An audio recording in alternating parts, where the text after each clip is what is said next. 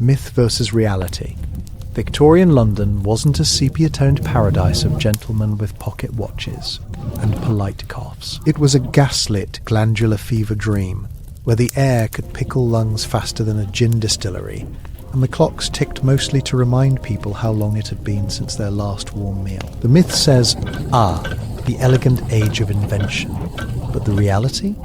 You're choking on progress made of soot and whale oil. And tonight, as the fog strangles Baker Street, you're one of its quiet accomplices, an artisan of time itself, oiled fingertips deep in the guts of another man's punctuality. You are a clockmaker, the old kind, one of perhaps 50 left in this slice of the city who can properly cut a balanced spring with a file small enough to make angels squint, while the rest of London chases invention with reckless hunger, building railways through bones, wiring telegrams faster than logic.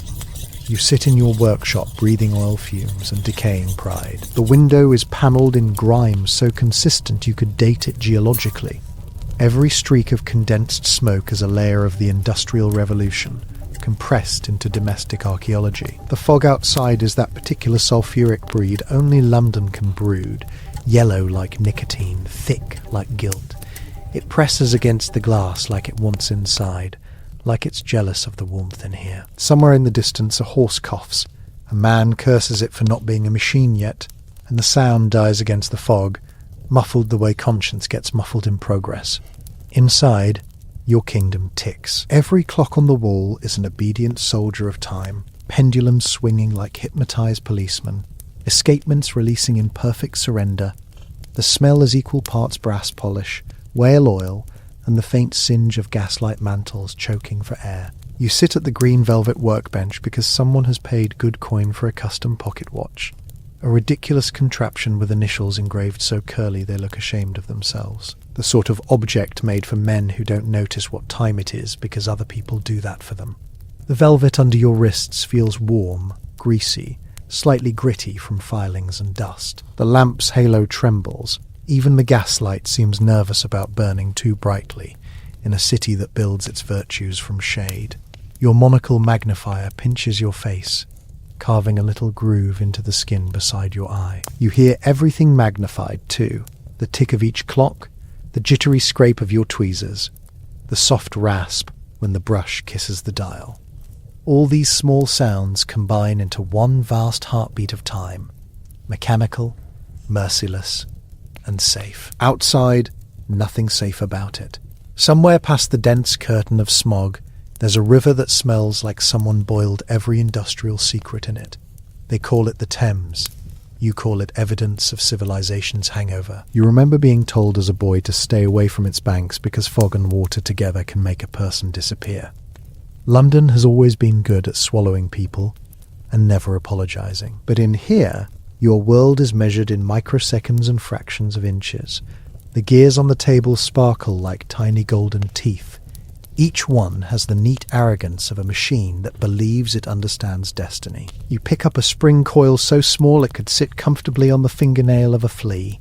One misstep, and it leaps, vanishes into eternity, or at least into the folds of the carpet, where lost time literally lives. You could kneel with a magnet for a century and never find it again. That's the romantic truth of craftsmanship. Precision built on the grave of patience. You turn the movement carefully, breathing shallow so your own pulse doesn't disrupt alignment. The oiled pivot glimmers like the eye of something alive. For a moment, just a dark, fleeting instant. You wonder whether time itself feels pain when you tighten it too sharply. The workshop door groans faintly with the sucking wet sound of swollen wood. You lock it habitually when night descends, not for thieves but for ghosts, because everyone has heard of the one haunting Baker Street, even if they don't mention his name. The gaslight flickers as if suppressed laughter went through its flame. London loves a story, and you love to disbelieve it, until the sound of boots in the fog reminds you disbelief has weight. A chill drafts under the door, a whispering, almost speaking wind. You glance up instinctively, but the door holds. The fog presses harder against the window pane. It's curious how something you can't quite see can feel so intent. Maybe it's just because you skipped dinner again. Hunger breeds imagination. particularly in craftsmen paid to imagine precision into existence. You return to the work, applying a thin film of oil to the gear teeth. The metal glints with a lover's sheen, each tooth catching light, spinning it briefly before surrendering it to the next. You admire how they all depend on one another, the fragile trust among machines. Better cooperation than you ever find among men. You check the alignment, tick off the tolerances in your head, and hear your father's voice from decades ago. Measure the breadth of a second, and maybe you'll own it. He drank himself to blindness before he could test that theory, but you, faithful and stubborn, are still trying. Overhead, the large regulator clock ticks solemnly, reminding London that even fog has to obey seconds. Its brass pendulum sways like a polite executioner. Each swing murmurs, alive, alive, alive, and one day not. You half smile at your own morbidity. It's cheaper than heat. A horse clatters outside again. Closer this time. Hooves on cobblestone make that dull rhythm like a heavy watch beating through someone's chest. Probably a hansom cab cutting through to Marylebone Road. You imagine the driver hunched in his seat, scarf soaked with fog, muttering about fares that vanish like promises. London rides on invisible labour, men like you, behind closed windows, turning the world's gears at invisible wages. The scent of the oil mingles with something else now, something not mechanical, like damp wool or the scent of old newspapers reheated by gaslight. You pause, sniff the air, and scold yourself. This city fills your nose with ghosts daily. Every chimney exhales stories, all smelling faintly of regret and fish. You reach for a fresh rag, blot the excess oil, breathe shallow. Your fingers tremble just slightly. It's fatigue, you tell yourself. No one in their right mind works at this hour with eyes squinting against a green-tinged lamp. But time doesn't fix itself. Besides, there's comfort in repetition. The same steps, same motions, same outcome. The rest of the city can drown in headlines about empire and expansion. Here, empires are about half an inch wide and obey a screwdriver. You give the mainspring its last twist. The click resonates through your fingertips, sharper than anything alive, a bright yes from the machine. You tilt the watch, listen. No tick yet. The silence afterward is somehow louder than all the clocks around you. You hold your breath. Then, there it is, the faintest heartbeat. Tick, tick. Tiny, obedient eternity contained within brass. You marvel, not proudly but absently. You're no inventor. You're a caretaker of hours. You maintain order in a world that devours it. The fog outside can swallow empires, but it can't reach in here, not past your steady hands. Or so you pretend. Your left thumb bears a permanent black groove where the file rests each night. You rub at it and think of the city stains. Soot in every lung, grease under every nail, guilt layered like wallpaper. London polishes its morals as poorly as its metal. Progress, they call it, as if that excuses the bodies under its foundations. But you've seen what time costs, mechanically and otherwise. You've repaired enough soldiers' watches to know they rarely came back to collect them. The wall clock over the door wheezes on the quarter hour. The sound is comfortingly mechanical, no imagination about it. You check the regulator once more, steady as a heart untouched. Outside, a church bell struggles through the soot-heavy midnight, dampened to a cough. You exhale into the quiet again, touch the smooth brass casing of the finished piece. Your fingers leave prints like signatures you'll never sign. There's something seductive about the illusion of control. You can hold time in your hand, weigh it, wind it, slow it down with nothing more than friction. Men spend fortunes chasing that feeling, but deep down, you know the truth hiding in every balance wheel. All you ever do is delay the inevitable breakdown. A soft scrape interrupts your thought. You freeze, brush mid-air. Something just shifted. Maybe a clock settling on its hook. Maybe the tick of a particularly nervous mechanism. You wait. Nothing. The fog sighs outside as though disappointed you noticed. You mutter to yourself the universal hymn of men alone with machinery, and return to work. The watch before you, Commissioned by some gentleman of the Royal Academy, rumoured genius and confirmed hypocrite, is nearly done. Its engraving curls and floral flourishes, initials RD or RL, depending on how the lamplight hits it. Rich men's letters always pretend to mean lineage. The face is porcelain, fragile as good reputation. The hands are blued steel, tougher than most hearts. You polish the bezel, your reflection warped by its convex surface. Time and self merge, one distorted craftsman trapped behind glass. You smirk at your reflection. It looks older than you feel, which is saying something. The lamplight catches in your spectacles like twin coins.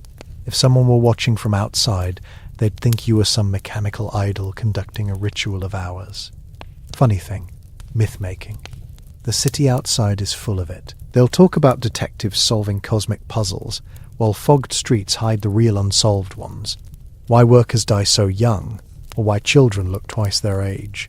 But that's not worth realization. You, however, get to be the unseen heartbeat behind their stories. Every watch on every gentleman's waistcoat might have passed through hands like yours. In some small way, you make their illusions possible. Another knock of hooves. Fading this time. You exhale, relax. You're halfway through the case polishing when you hear the soft crackle at the lamp mantle, a subtle hiss that means the gas pressure's misbehaving. You twist the valve gently, the flame steadies, sighing back to loyal service. It throws a warmer glow now, but the shadows it casts are deeper. They reach into the corners behind the clock faces. For a moment it looks as if half the room breathes and half listens. You should sleep soon.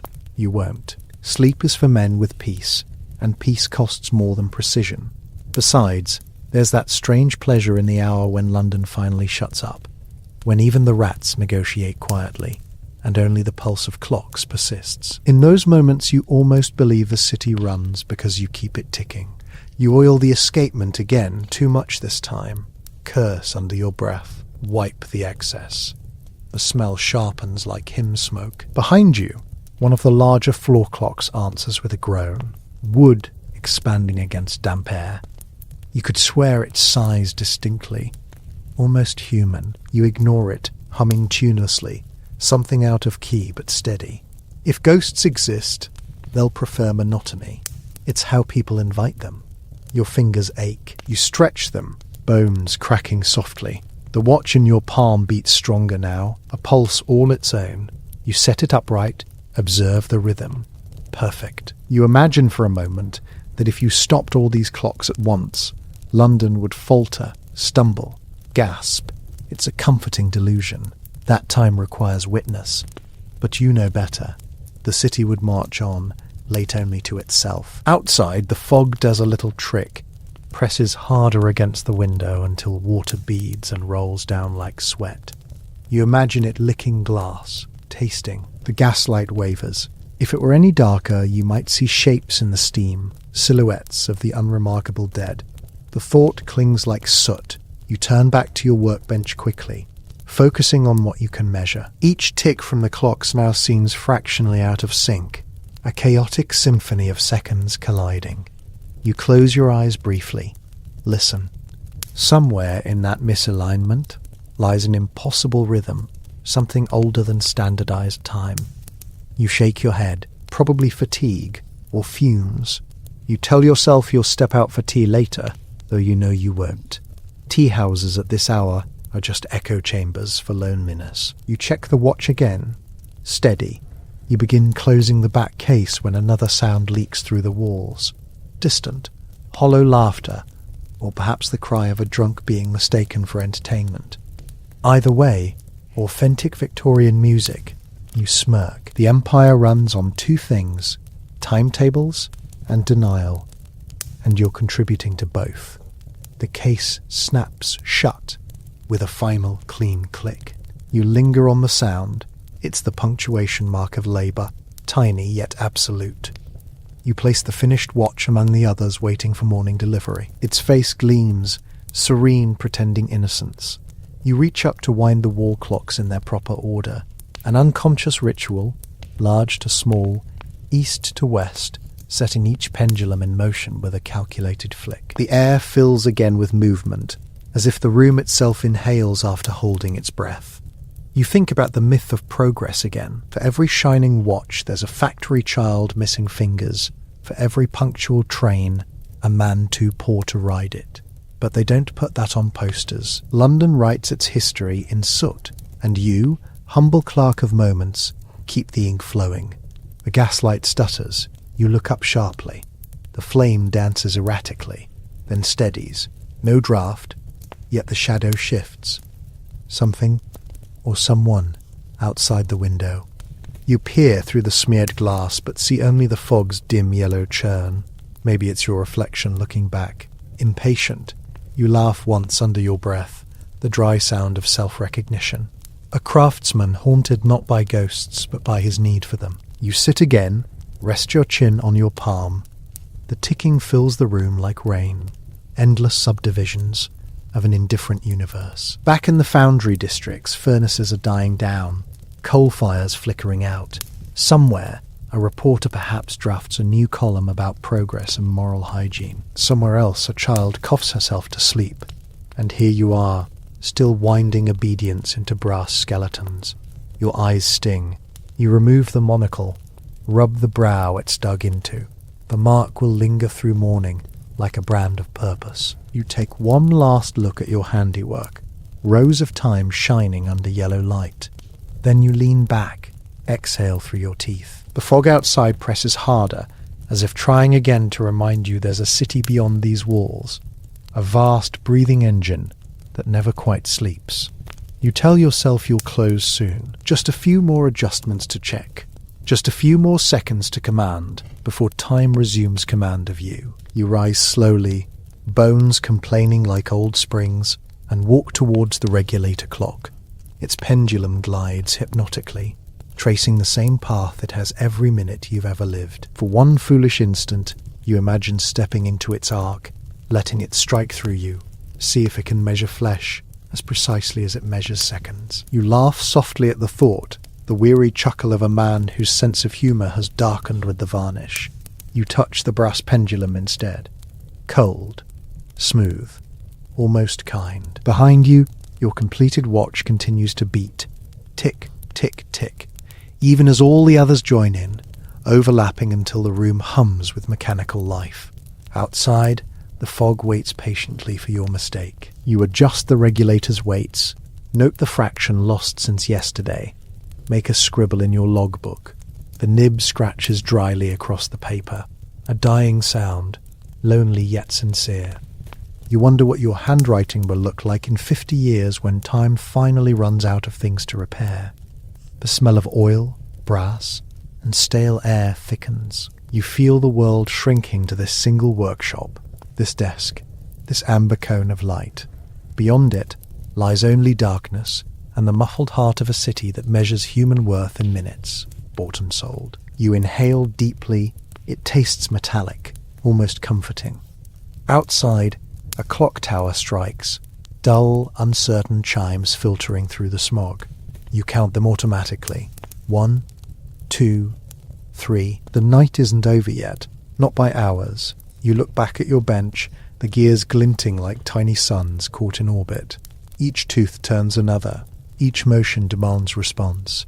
An endless chain of dependency that feels eerily human. You reach forward to tidy your tools. Tweezers, screwdrivers, brushes, all laid out with military discipline. The chair creaks as you shift weight, wood echoing through silence. You run a finger across the table, feel the roughened grain under the thin coat of oil. Somewhere under that surface live years of spilled grease, metal dust, thumbprints fossilized in amber, the archaeology of your profession. Then, softly, deliberately, the front sign hanging outside taps against the doorframe. A faint, brittle clink in rhythm with the wind. You freeze, mid-motion. The tapping continues, 3 times, then silence. Probably just the wind gusting down Baker Street. Probably. But then again, the fog isn't much for rhythm. You glance toward the window again. Movement. Maybe the reflection of your own lamp distorted by moisture. Or maybe something beyond the glass, shifting too close to the light. The yellow haze masks everything until it all becomes one pulsing shadow. You strain your eyes until the shapes flicker into nothing. A trick, clearly. Still, you feel the hairs lift on your wrist where the watch strap should be. The city breeds paranoia naturally. It's practically civic pride. Half of London hears footsteps in fog that belong to no one, whispers in gaslight that imitate breathing. Every noise is a maybe, every silence a suspect. You smile to yourself. Even absurdity sounds plausible after midnight. You return to your stool, though every creak of the floor now sounds amplified, pressed into your ears like a stethoscope against the heart of decay. You focus on one clock at a time, trying to find solace in pattern. The largest drops half a beat short. You correct it, listening as metal regains discipline. The others follow. Soon the workshop sinks again, a choir of obedient seconds. The reassurance seeps into your bones, mechanical faith, replacing superstitious dread. And yet the silence between ticks feels heavier now, as if it's storing something. You pause, fingertips hovering over the regulator once more. Tick, space, tick.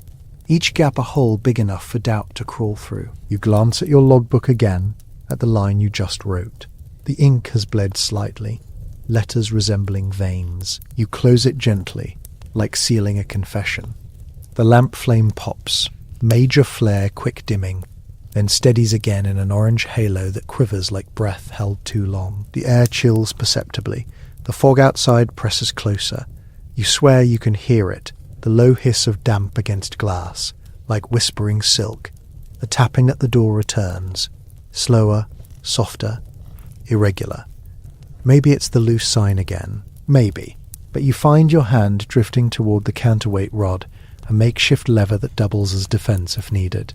Antique craftsmanship. Multi-purpose. You listen. Another sound intertwines. Faint metallic clang.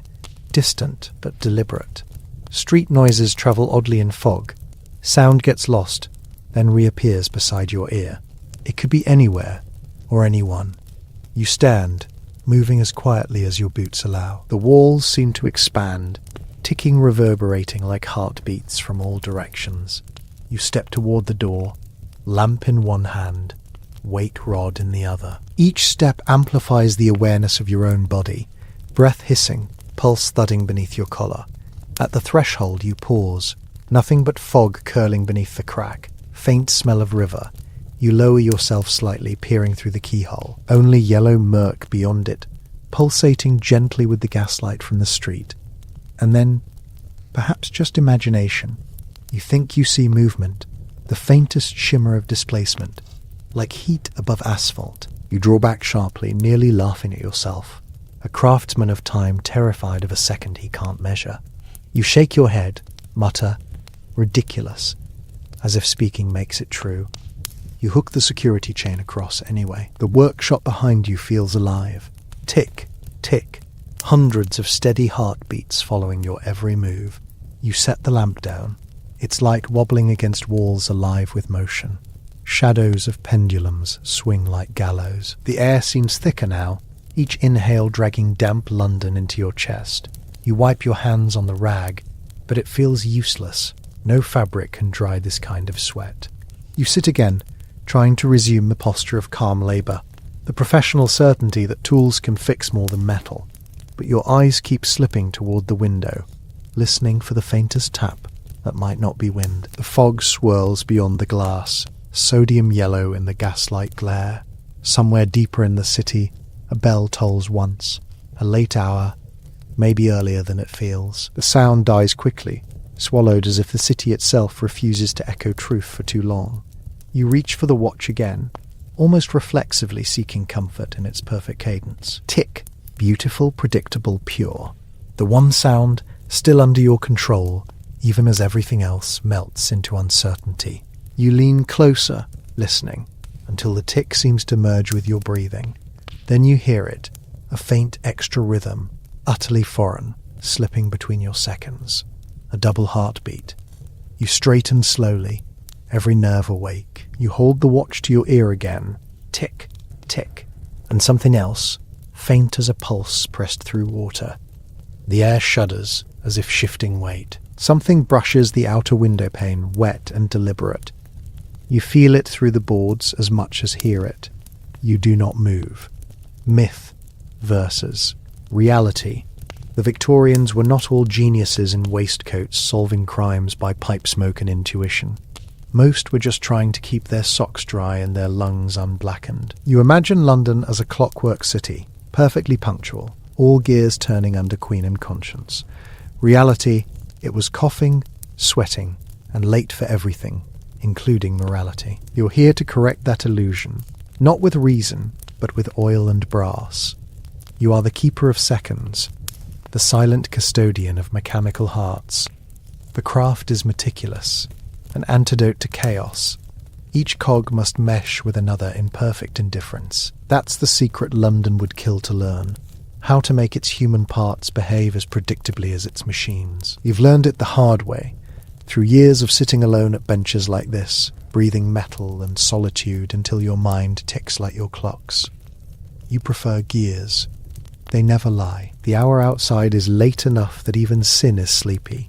The fog presses against the windows, thick as soup and just as lethal.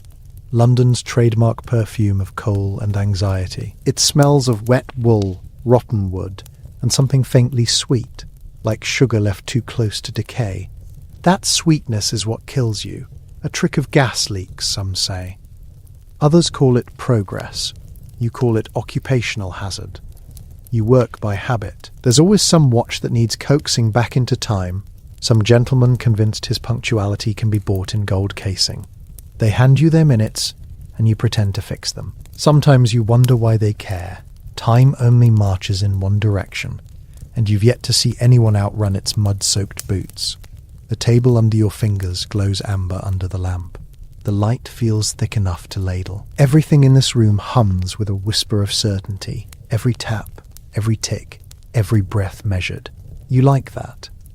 The city outside is chaos incarnate, rattling with thieves, soot, and cheap promises sold by gaslight. But in the workshop, there's order. You tell yourself that, repeatedly. You press the loop against your eye again. The brass plate gleams, a tiny universe under your lens. You fit the balance wheel, teasing it into alignment. When it finally moves smooth and obedient, you almost smile. Almost. Optimism never was part of the job description. There are people who say clockmakers are obsessed with control. You think that's unfair. Obsession requires emotion, and yours ran out around 1887, along with London's clean air. Control isn't passion. It's self-defense against unpredictability, against fog, against death itself sneaking between ticks. The streets beyond your window are mostly asleep. Somewhere far off, a cabman shouts something obscene at a horse.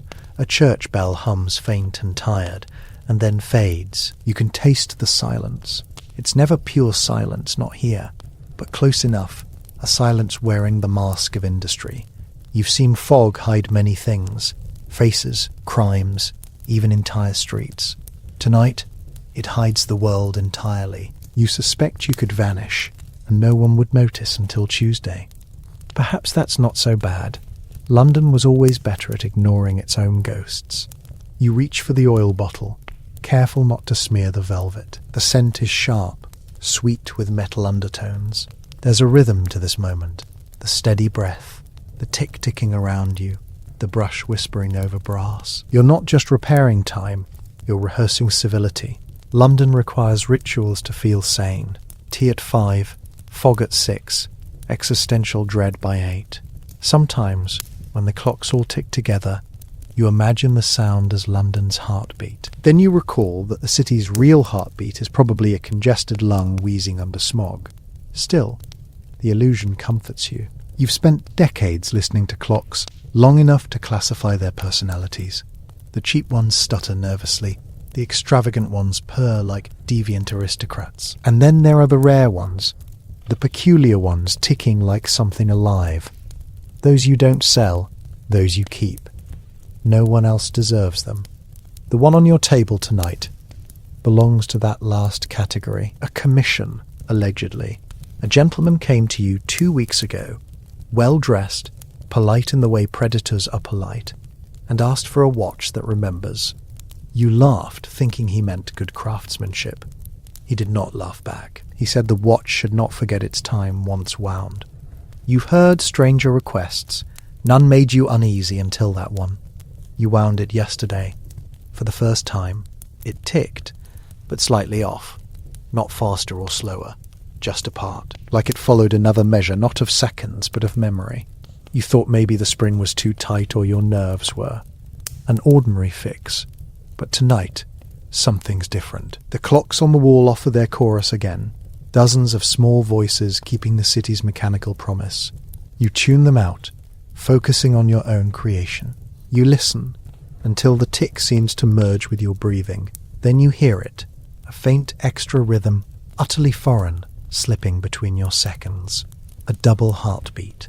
You straighten slowly, every nerve awake. You hold the watch to your ear again. Tick, tick, and something else, faint as a pulse pressed through water. The air shudders as if shifting weight. Something brushes the outer window pane, wet and deliberate. You feel it through the boards as much as hear it. You do not move. The tick persists, steady, insolent. You glance at the windows, a haze fog, no shape distinct. Yet the sound remains, a subtle scrape, like fingertips testing the glass. You tell yourself it's just condensation, the fog playing tricks. But you know how sound moves through matter. This is not ambient. This is contact. Your workshop's walls, once reassuringly tight, now feel porous. Every clock continues ticking, an indifferent orchestra. You take a slow breath, taste the metallic air, and realize the rhythm from the watch is no longer isolated. The other clocks begin whispering back. Some sync, some resist. It's imperceptible at first, then unmistakable. The cadence is shifting. You let out a quiet laugh. You've spent half a life commanding time, and now time itself seems to argue. This would be funny if it weren't happening in your room. Maybe you over-tightened the mainspring, you mutter, voice brittle. Talking aloud helps sometimes, keeps the absurdity domestic. But as you speak, you hear an echo, not your voice, a faint repetition from the wood of the workbench, like it absorbed your words and chewed them slow. Victorian houses do creak, they sigh, they gossip in timber. You remind yourself of that. Yet this feels intentional. You rub your eyes, the monocle leaving a sore ring around your socket. When you glance back at the watch, something has shifted. The second hand trembles, not ticking, but quivering, like a trapped insect's wing. Outside, a carriage passes, sound muffled by fog. Hooves thunk, wheels hiss, vanish. After, the silence returns, but not pure. That double heartbeat grows heavier. You set the watch down. Perhaps it's just fatigue, or bad gin fumes lingering from the landlord's dinner. You reach for the lamp wick, lowering it a fraction.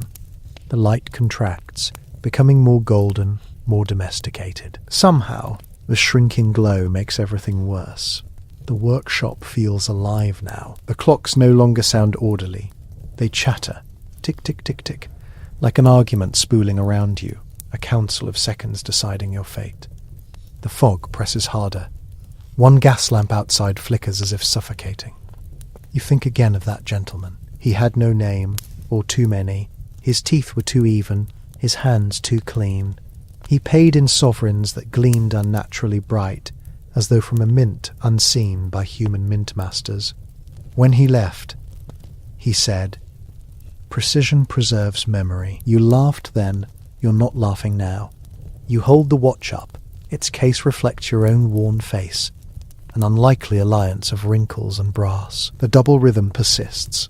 It sounds almost like the city's pulse underneath your own, or maybe the river's. The Thames has a tick too, the slow, wet slap against stone, rhythmically sweeping away secrets. You remember once reading that timepieces were placed in coffins during certain burials, meant to comfort the dead with a sense of continuity. You wondered what kind of comfort a ticking in darkness could provide. Tonight, you understand. It's not comfort, it's companionship. You set the watch to your ear again, daring yourself to name the sound. Is it a heartbeat, or is the mechanism glitching to mimic one? You listen hard until it feels internal. Your blood starts aligning to it, pulse sinking to brass. You put it down abruptly, heart hammering, pulse refusing to slow. You swear the watch moves, just a fraction, enough to be ridiculous, yet undeniable.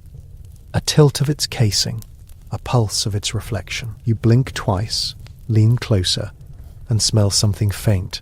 Not oil, not brass, but old air, damp and stale, like the inside of a sealed cellar.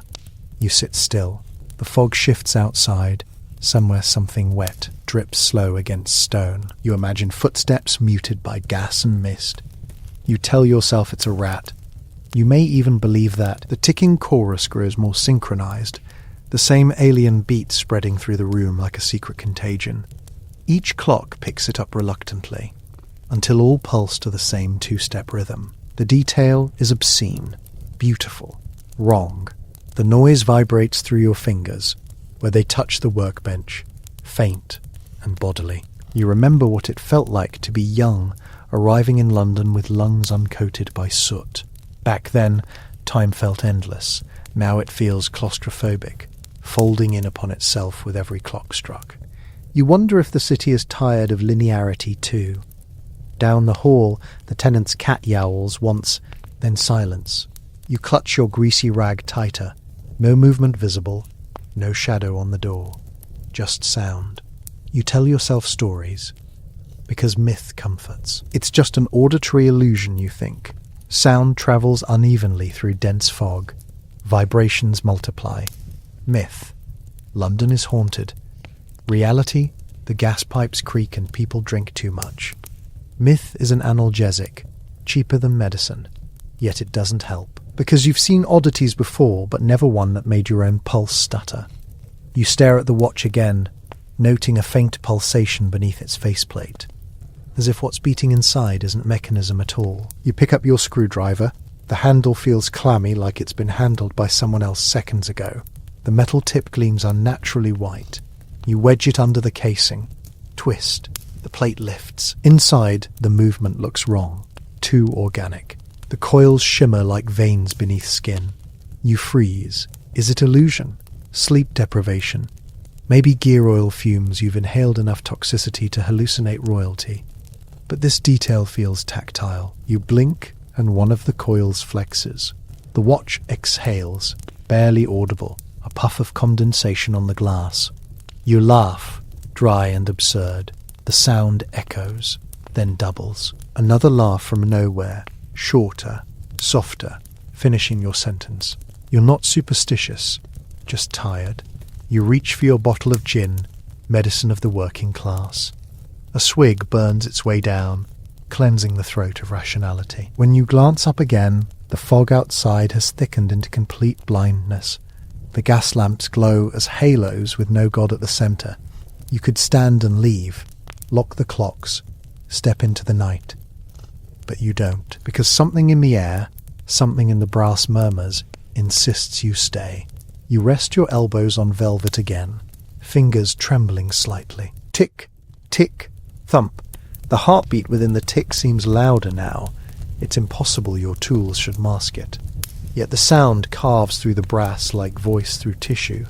You lean closer, whisper, "What are you?"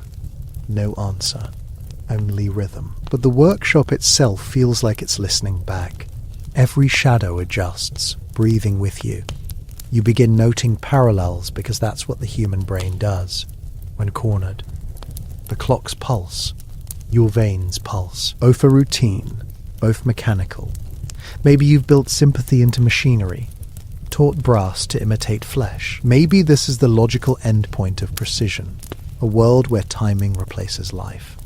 You think of the empire, factories marching across continents, stamping time zones into submission. Precision again, as theology. Every worker, every machine forced to tick in synchrony. That's the myth you live in. Civilization through measurement. But what if measurement starts measuring you? You stare at the smallest wall clock, the one shaped like a church window. It ticks faintly, but tonight it seems compassionate. You laugh under your breath. Compassionate clocks. London would adore that headline. Inanimate thing shows more emotion than Parliament. The fog beats against the glass, louder now like slow applause. You wonder what watches are for if not catching souls mid-drift, giving them frame and rhythm. Absurd thought, yet comforting. The alternative, that you've tuned into some city-wide arrhythmia, is worse. You rise, slow, joints clicking louder than the clocks. Your hand reaches the window latch. You shouldn't open it, you know. Knowledge rarely prevails against curiosity. Humans learned that when they invented religion. You draw the curtain instead. Nothing visible, just fog. Yet behind it, movement, thicker shadows sliding, forming shapes that dissolve instantly. You imagine figures without faces, leaning close, listening. Are they measuring your seconds too? The watch still pulses behind you, soft but constant. You realize the beat now syncs not with your heart, but with something deeper, the city's vibrations, the rumble of crossing carriages, the hush of river flow, the echo of a train line far beneath. London's circulatory system mapped by brass. You could ignore it, pretend the rhythm belongs to coincidence. But you feel the workshop's temperature drop. The air tastes denser, as though time's engine inhaled. The lamp flickers, mirror reflections distort. You look back at the walls of clocks, all faces identical now. Not numerals, not dials, just reflections of you. The wick hisses, the flame contracts. Tick, tick, tick, tick, tick, all at once. A final unison, perfectly symphonic, eerily medical. If the city outside listened now, it might call this music. You step forward. Every tick feels slower. Each breath weighs more. You think of myths again. The idea that clockmakers could stop time at death, giving the deceased a few extra seconds. Pure nonsense, though profitable nonsense. If that were true, London would have frozen solid decades ago. Blessed silence for all. Yet tonight, nonsense feels potent. You imagine winding time backward, just enough to erase this rhythm. You'd like that. None of your tools can do it. You're not that kind of craftsman. You notice something. Your own pocket watch, the one you wear daily, has joined the chorus. It ticks wrong. When you pull it out, its face glows faintly with condensation, though the room's dry. You hold it near the lamp. The mist swirls within the glass like breathing. You whisper again. Enough. You're talking to the impossible, but it's that or scream. The rhythm falters for a second, then resumes, louder. Mockery or mercy, you can't tell. You think of history's cruel humour. London, celebrating technology while drowning in soot. Factories timed by clocks that killed their operators through long hours. The empire's heartbeat powered by starvation schedules. Time has always been a tool of oppression. Tonight, it's simply honest about it. One of the wall clocks snaps. A tiny click like bone fracture.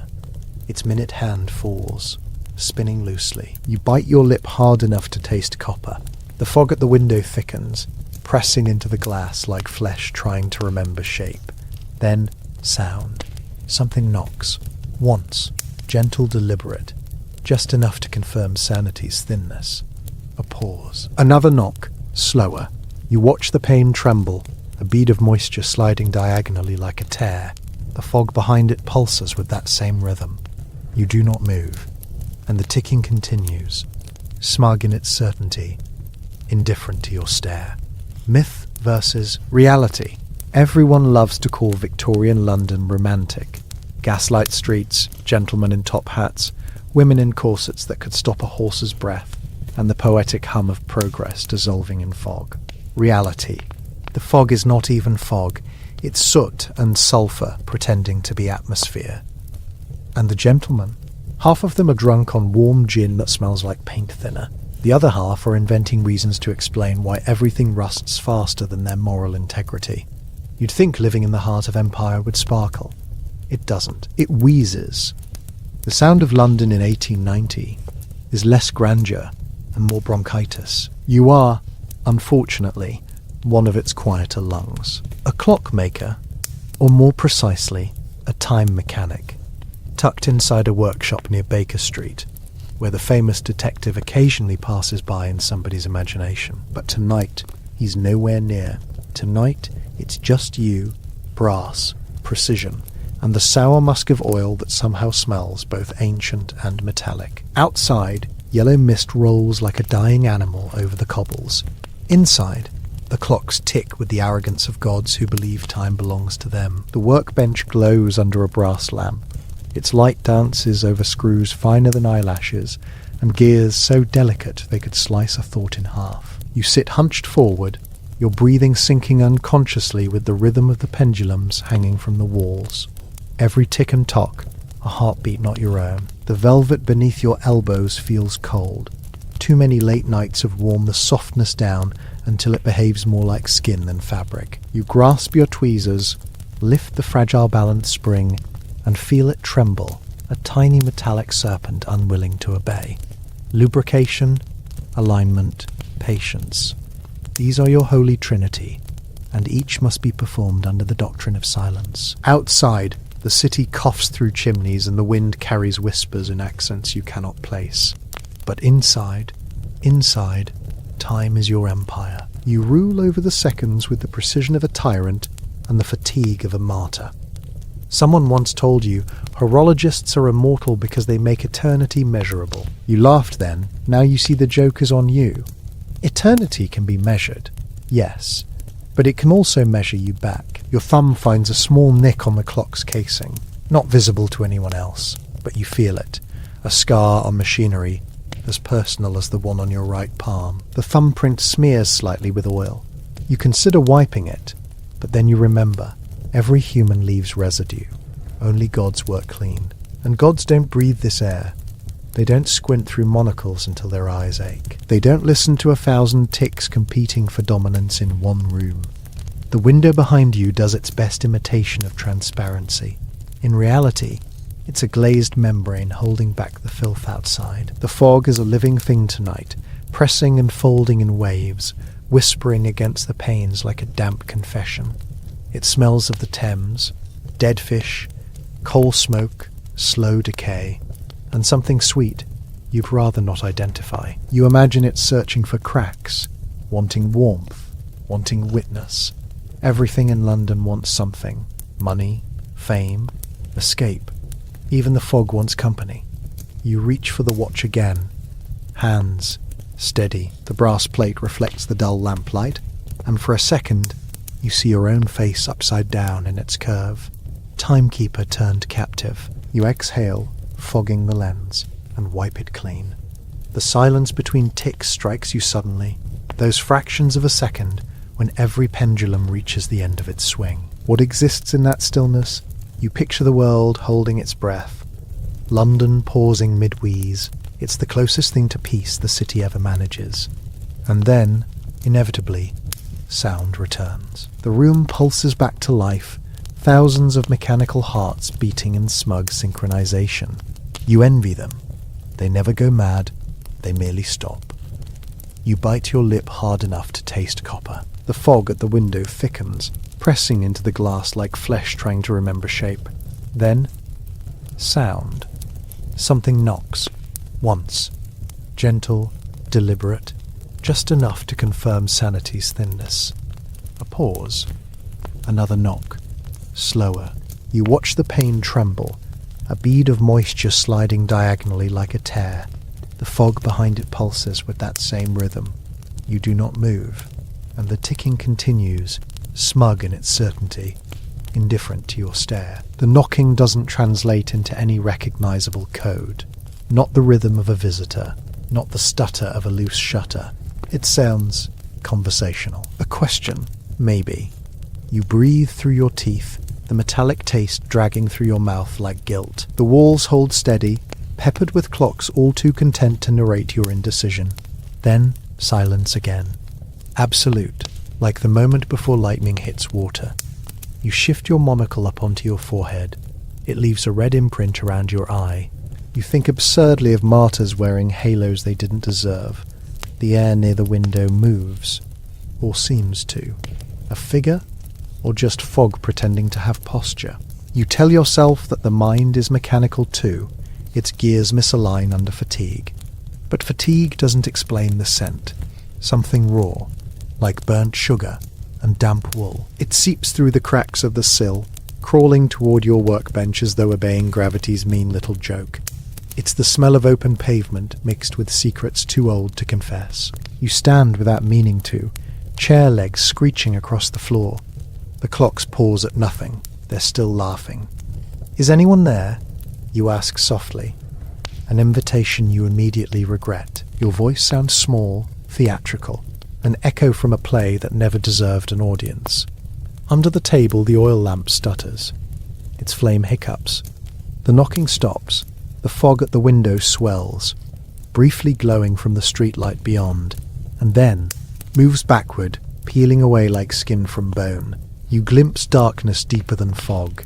Not black, but an absence so thorough it might weigh something. You should go back to your chair. You should return to your ticking kingdom. Instead, you step toward the window, drawn by that perverse curiosity only late nights produce. The sound of your shoes on wood is loud, as if the boards themselves want to remind you they still exist. At the window, the glass reflects the lamp's amber hue, but behind the faint reflection you catch something sharper, an outline, human height, human stillness. No face. The figure doesn't knock this time. It just waits. You both wait. At last, it moves, a slow raise of what might be an arm, hand indistinct, like fog sculpted by will. It points, or gestures, toward your door. You glance at the door reflexively. Nothing there. When you look back, no figure, no fog, just London's lawful soup pressing against the pane again. The absence leaves a colder taste than fear. You sit down too fast. The chair creaks, your knees ache, and the lamp's flame flickers in sympathy. You return to the watch because action is safer than thought. You twist the mainspring. It squeaks faintly. The familiar sound grounds you. People mistake precision for peace. It isn't. Precision is just madness with good posture. As you work, the fog resumes its patter outside, a moist percussion against the glass. Distant carriage wheels grind over stone, muffled into heartbeat tempo by distance and smog. You imagine someone out there, coachmen blinking through sulfur fumes, wondering not whether to reach their destination, but whether their lungs will survive it. London in fog is not atmospheric romance. It's tactical warfare, humans against chemistry. One of the larger wall clocks shifts its tone. A faint click deeper than expected. You glance up, pendulum swaying as usual, but the sound was wrong, like a tongue mispronouncing faith. You rise, cross the room, and put your ear against the wooden frame. Tick, tock, tick, tock. Then, no tick, tick, tick, rapid nervous. You pull back. Inside the clock, something scrapes, metallic meeting metal without consent. You open the panel, expecting a loose gear, but find instead a smear inside, dark and glistening under lamp glow. Oil, you think first, then smell confirms otherwise. Too warm, too human. You wipe your fingers, and the stain stretches. Thicker, viscous enough to think of blood but not confirm it. You laugh quietly at your melodrama.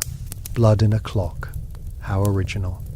Maybe you need sleep, though, considering the rent, you'll need more customers before sleep. The clock calms back into normal rhythm. You close it, hands unsteady. Across the room, the smaller clocks imitate its newly corrected pace, almost defiantly synchronized, as if reminded who rules them. But over that, a faint echo persists. Not knocking, not ticking, more like murmuring, syllables trapped behind brass. You listen. Perhaps it's just London, breathing along the walls. You mutter. You sound disappointed. The speech bounces back unheard. You decide it's as good a prayer as any. The hour hand creeps toward midnight. You check another pocket watch lying open on the desk. A commission due tomorrow for a client whose name sounds like minor royalty but smells like debt. Its engraving reads, "Time heals all wounds." You snort. That's the kind of aphorism invented by people who die early and leave hopeful epitaphs. You polish the casing anyway because bill collectors don't care about existential commentary. The soft cloth whispers against metal, and for a moment the city seems to hush again, eavesdropping. There's that silence once more, those microseconds between ticks. This time you register a new sound within it. Breathing. Not yours. Not mechanical. Wet. Slow. You freeze. The lamp flame quivers as if sensing draft, but the window stays still. You turn toward the shadows near the shelf of unfinished pieces. Every curve of brass looks vaguely human when fear calibrates your sight. London rats, you whisper, though you don't hear scurrying. You prefer rats. They hold no metaphors. Another breath, slightly louder, almost deliberate.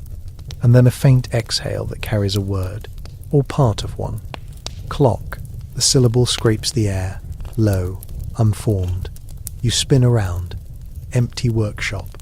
Clocks ticking like gossips refusing to spill details. You consider the possibility of auditory hallucination reasonable in this city.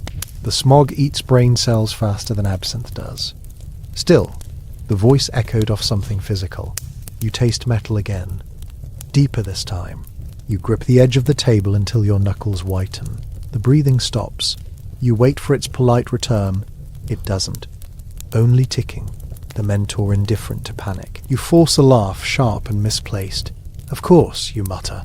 It's just time talking to itself. You resume your work, because ritual is defense. Oil. Adjust. Wind. Between steps, another voice. Internal this time, whispers the myth people sell you. That empire conquers the chaos. That industry means order. Reality? Empire creates chaos and labels it progress. You're just one more moving part in its fever dream. Every gear you fit might as well be the Empire's molar grinding against its own nerves. You recall the apprentices who used to work here before strikes and sickness stole them. One caught consumption, coughed blood on the tools. Another left to join a trade union. Swearing machines were devils built to replace men. You didn't argue. Devils at least keep perfect time. The union man wrote you once from the docks. The fog down here moves like thought. It remembers you. You burned the letter after reading that line. Yet tonight, you think he was right. You lay the watch face down. There's motion outside again. Footsteps likely, slow crunches against gravel. Impossible to tell direction. Fog eats distance. You step closer to the window, the panes sweating. Somewhere under the gaslight's dim orange, a shape stirs, shadow to shadow. Another knock. No, just a horse snorting, unseen. Then wheels screech softly, carriage stopping near your road's curve. You imagine silhouettes emerging. Gentlemen of science, maybe, or constables always late. But no sounds of voices follow. The carriage sits, and then after an eternity of seconds, moves away soundlessly. You could almost believe London performed that scene purely to taunt you. You refill your oil pen. The smell thickens, comfort disguised as poison. Your fingers tremble. The tool slips, leaving a dark stain across the velvet. Each imperfection mocks providence. You press the cloth, watch the oil spread like the city itself. Slow, unstoppable, forming rings of false ornamentation. Something drops behind you, a tiny click like falling metal. You turn. On the floor between shadows lies a watch gear that wasn't there before. It shines faintly, wet. You pick it up. Not one of yours. Its edges resemble teeth, sharpened unnaturally. Wrong alloy. You set it on the desk, lay it under lamplight.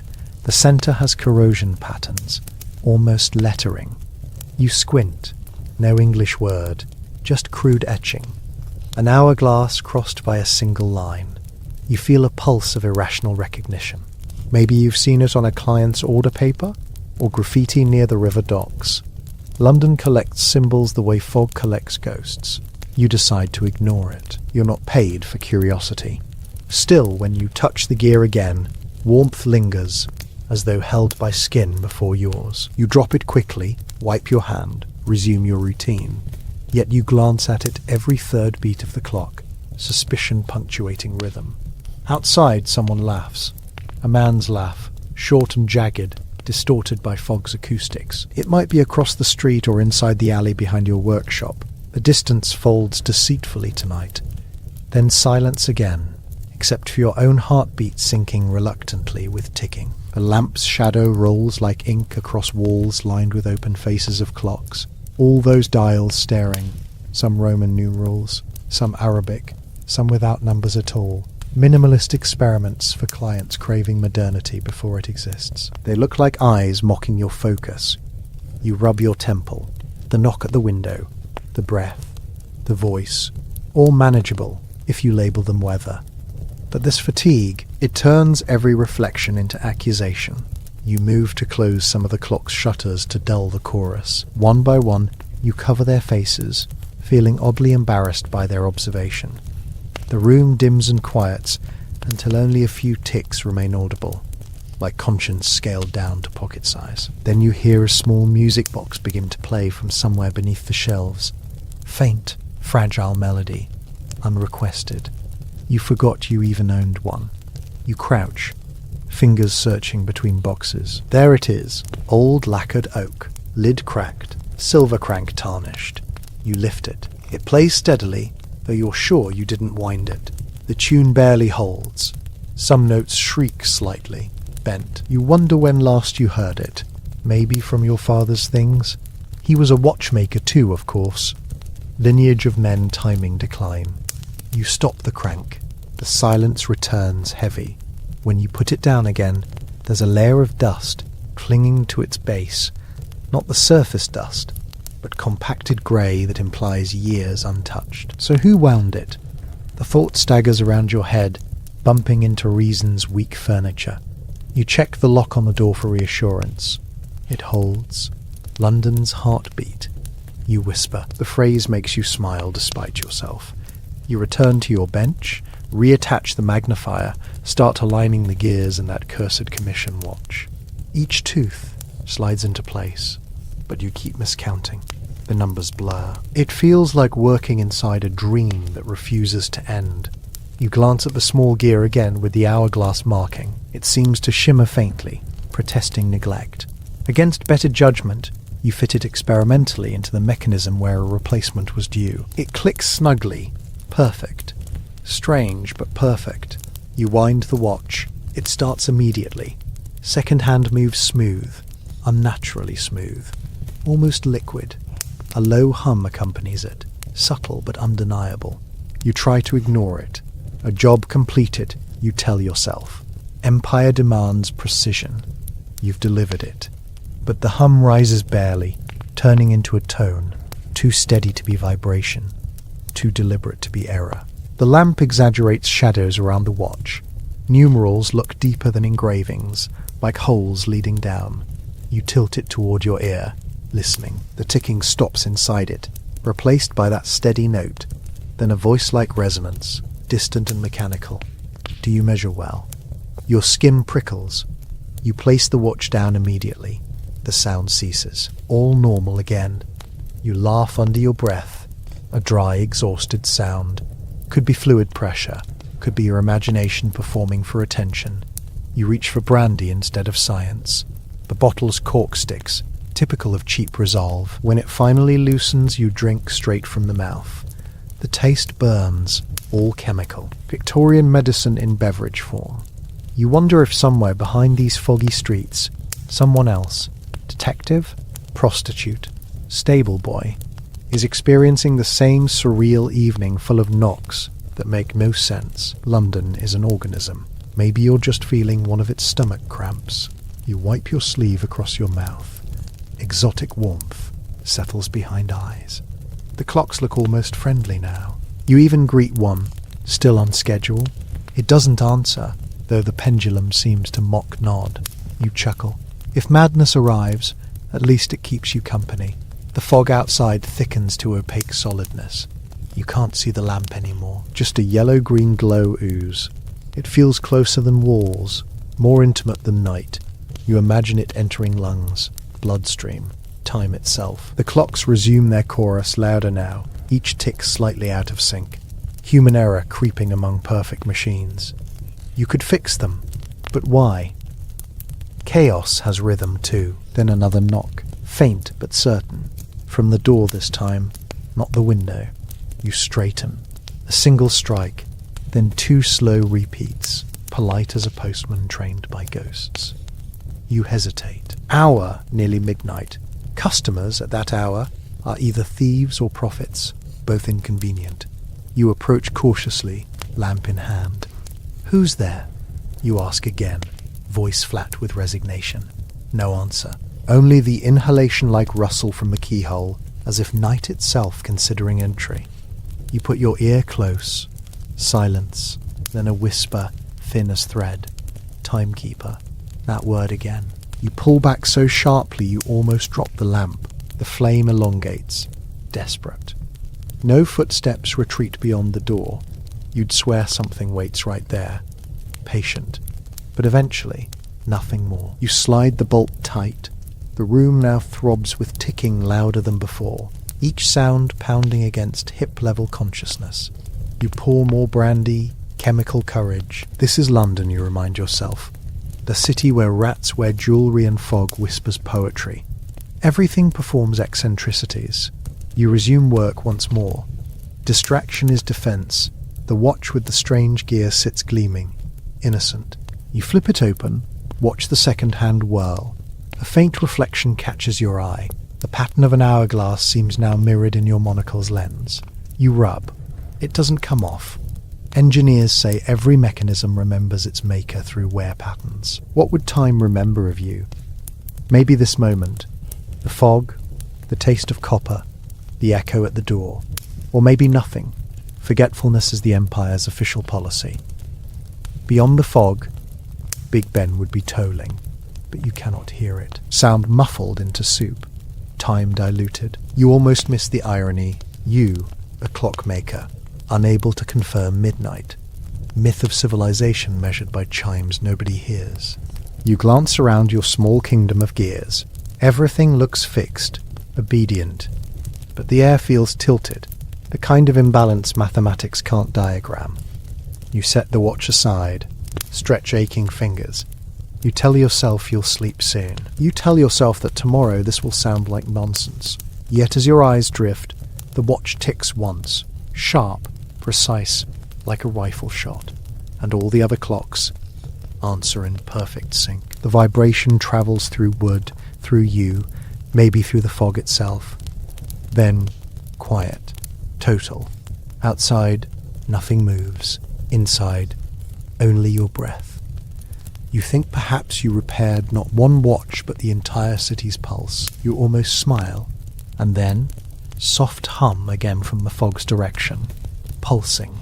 1, 2, 3, like heartbeat returning. You look toward the window. The fog shifts inward once more, pressing to glass. But you remain seated, weary equilibrium restored. You tell yourself it's just pressure change. You tell yourself London's lungs are exhaling you good night. Still, your hands stay poised above the oil pen, listening to each tick as though expecting reply. Myth versus reality. Victorians did not glide through the gaslit night, wrapped in romance like perfume ads now claim. They choked on their own invention, fog thickened with coal dust and optimism's residue. You think of Dickens, of Holmes, of Empire as clockwork precision, but then a coughing factory girl in Whitechapel breaks the rhythm. Reality was always louder, always dirtier, and tonight you are part of its mechanism. You are in the workshop, the pulse of London embedded in every tick. Behind the window pane, the fog flattens the moon into a dull coin that looks counterfeit. A joke. Even heaven's currency devalues here. The gaslights outside hang suspended like dying fruit, dripping illumination only as far as the breath of the poorest souls. The air tastes metallic, as if someone dissolved a shilling in your lungs, and the faint odour of oil is your only filter against the world's corrosion. The table before you gleams like a surgical altar. Tiny gears wait like organs prepared for transplant. The single brass lamp hums faintly, its filament trembling. You think of how light itself was engineered into fragility, caught, contained, monetized. Each drop of whale oil, each flicker of gas, each electric trick, progress apparently. You are the priest of small certainties. Every screw tightened is a prayer against entropy. But outside, that prayer dies midway. The walls tremble softly, not from earthquake, but from omnipresent infrastructure. The underground train's breath beneath the pavement. The restless tram lines, the heartbeat of a city digesting its own pour. You tell yourself these vibrations are routine, mechanical. You even find comfort in their repetition. At least something is predictable. Yet each tremor seems to sync with your pulse, making your veins feel wound too tight, too deliberate, as if London itself winds you up for its own amusement. You shift the magnifying glass from one eye to the other, blink, and the world becomes doubled. 2 clocks, 2 lamps, 2 versions of your reflection. One smiles faintly, the other doesn't. In this doubled vision, you sense the Empire's duplicity, proclaiming precision while thriving on imbalance. Across the Channel, France plays at decadence. Across oceans, colonies feed this clock with sugar, cotton and time stolen by force. You are part of that circuit, soldered into its elegant cruelty. On your shelf rests an unfinished piece, a pocket watch commissioned by someone who claims lineage back to Cromwell. He demanded his initials on the inner cover, invisible unless unscrewed, power hiding inside, pretending to be humility. You'll finish it tomorrow, maybe, or maybe you won't. You've noticed lately that every timepiece you touch ends up ticking slightly off-key. It's as if your fingers have absorbed too much of London's erratic tempo. The fog outside thickens, crawling inward like a pale animal. You imagine it breathing through the keyhole, tasting brass and varnish. Somewhere distant, a carriage wheel skids on wet stones.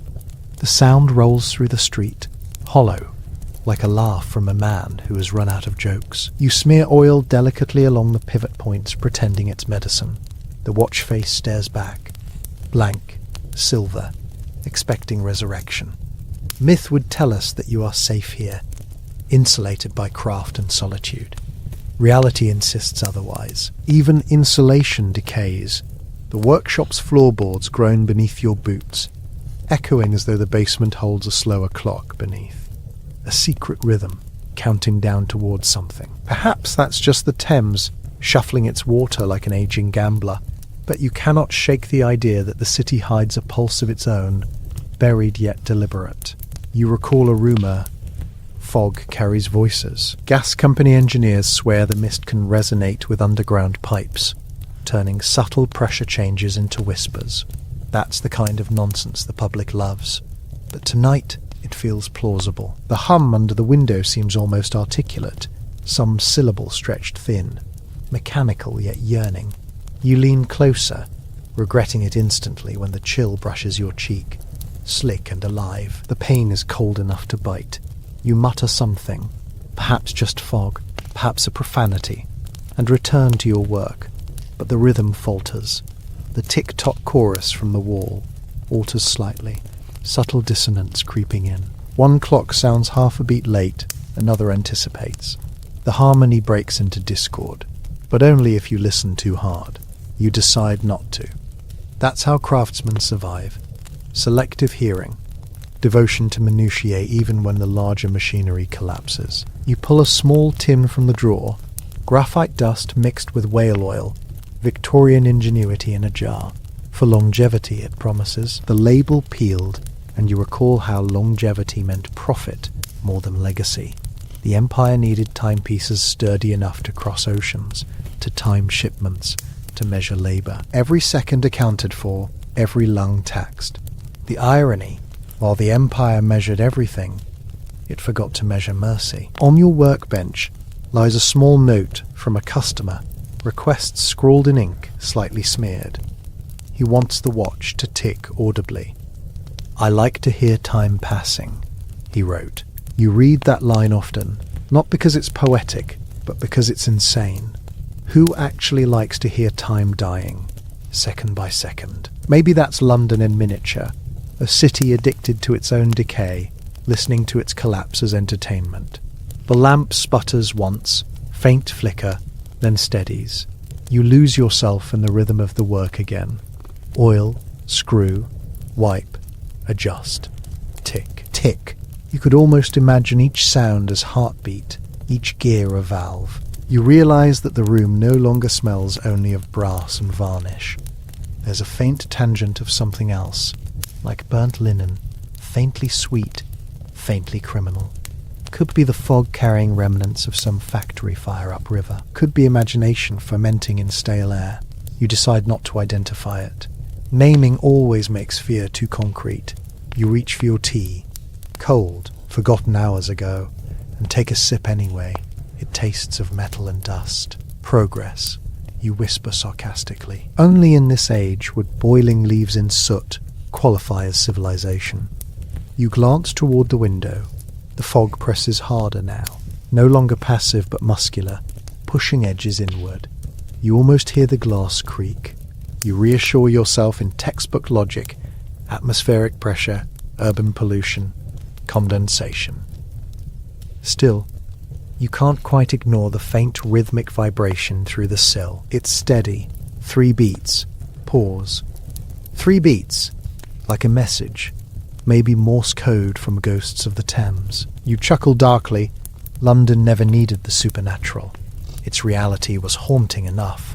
Cholera, smog, poverty, each a more reliable phantom than any Victorian séance. Your hands continue working autonomously. Tweezers lift a ruby bearing. Place it gently. The oil pen traces a minuscule line. But your mind drifts. You think of the Thames as a grand clock too.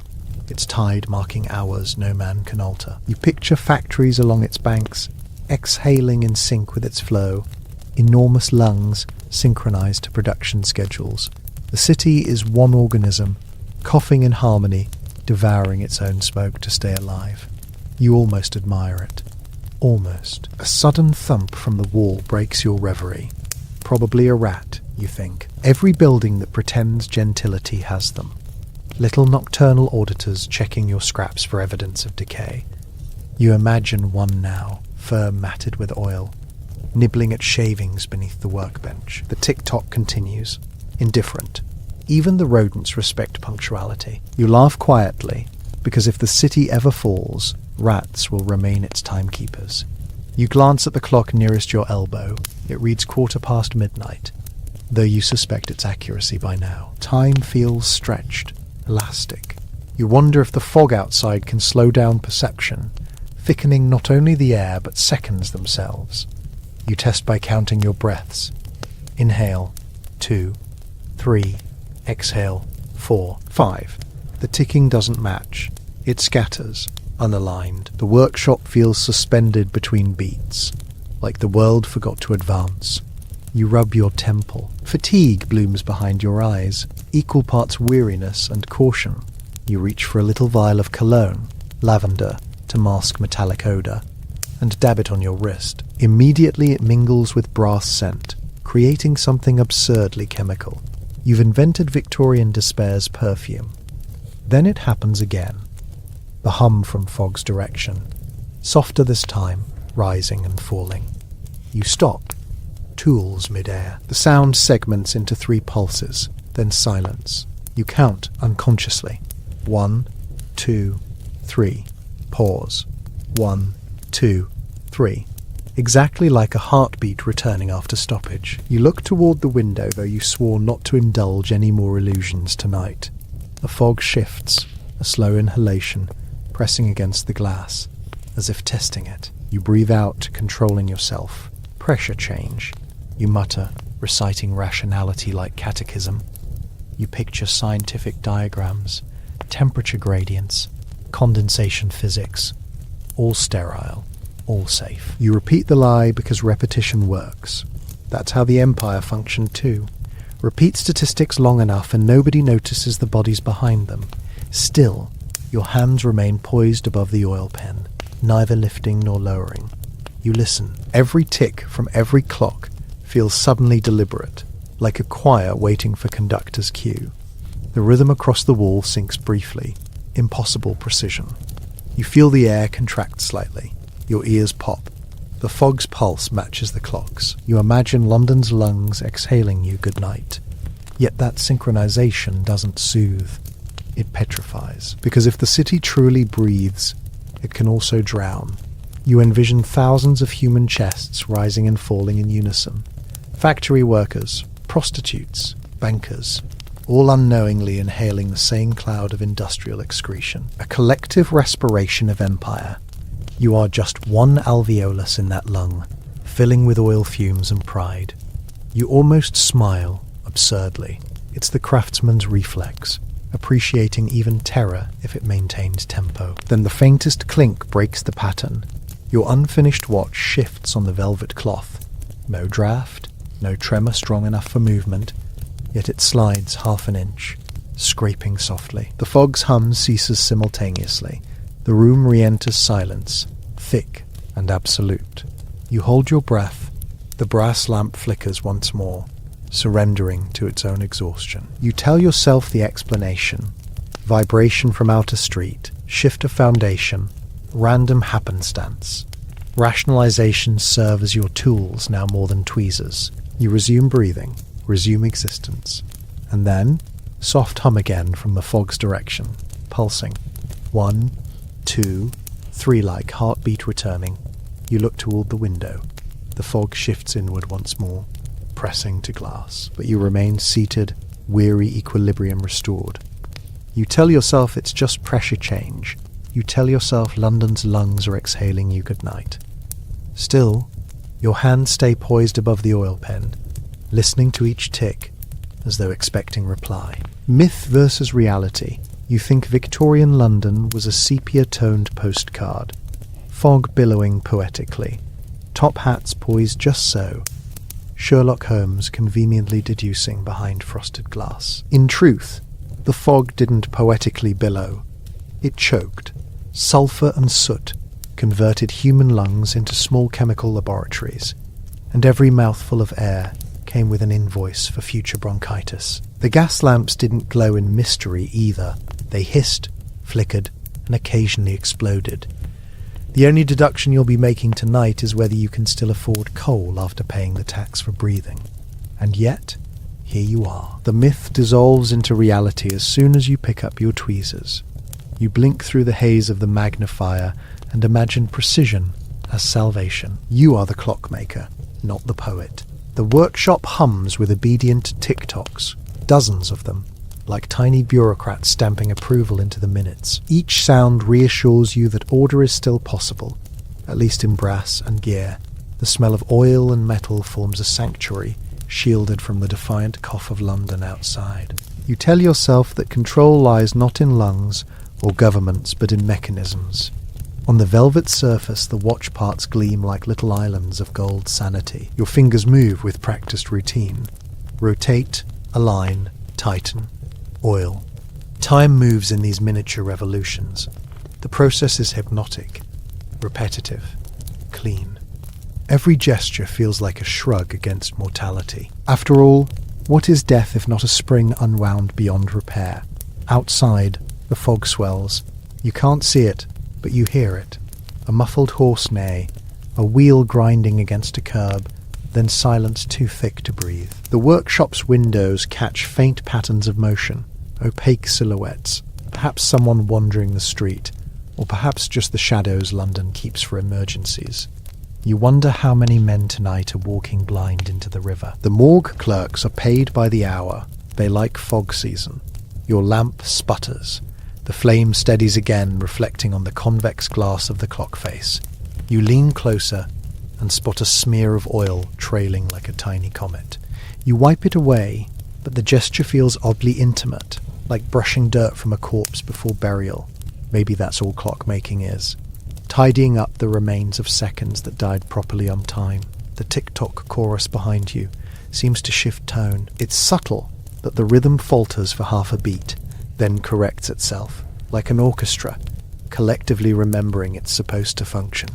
You pause, listening. Nothing but clockwork discipline. Still, you could swear one of them hiccuped, a mechanical stutter, a misaligned heartbeat. You tell yourself it's imagination, perhaps a loose escapement. You prefer error to ghost. This city loves ghosts. It manufactures them efficiently. The factory smoke provides raw material. and human despair assembles them with admirable consistency. Even your shop, small and neat, participates in the spectral economy. Midnight light through yellow fog creates illusions on every reflective surface. Sometimes the brass wink looks like an eye blinking open. You never mention that to customers. People buying watches don't want to know what time sees. You reach for the oil pen. Its tip catches the light, a miniature blade gleaming in syrup glow. The droplet at its edge trembles as though nervous about where it will fall. You feel the same. Outside, something clanks. Metal on stone, a sound out of rhythm with your internal orchestra. You freeze, listening again. The fog boxes on the street occasionally release steam, yes, but this tone carries intent. Footsteps, machinery, some undertaker's wagon misreading the map of its deliveries. You resume work because that's easier than acknowledging curiosity. London at night is passive-aggressive. It pretends silence, but always leaves the door ajar for dread. Even inside, you sense its presence, pressing against the window panes like a debtor demanding payment. You adjust your monocle and pretend concentration. The magnified world focuses down to gear teeth finer than hair. You admire their geometry, perfect engagement, perfect submission. If humans were built like watches, you think, maybe empires would run on time instead of tears. They say the British Empire runs on punctuality, tea, and colonial guilt.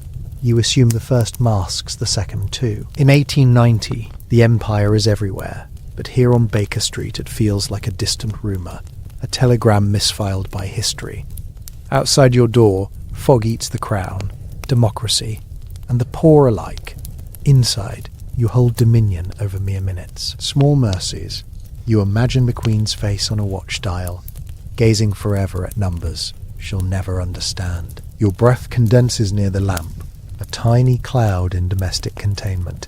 Each exhale seems to contradict the tick itself, the body's own clock insisting on mortality. You sigh, trace the watch's serial engraving, and think of the man who ordered it. He wanted copper hands, a silver casing, and a Latin inscription about eternity.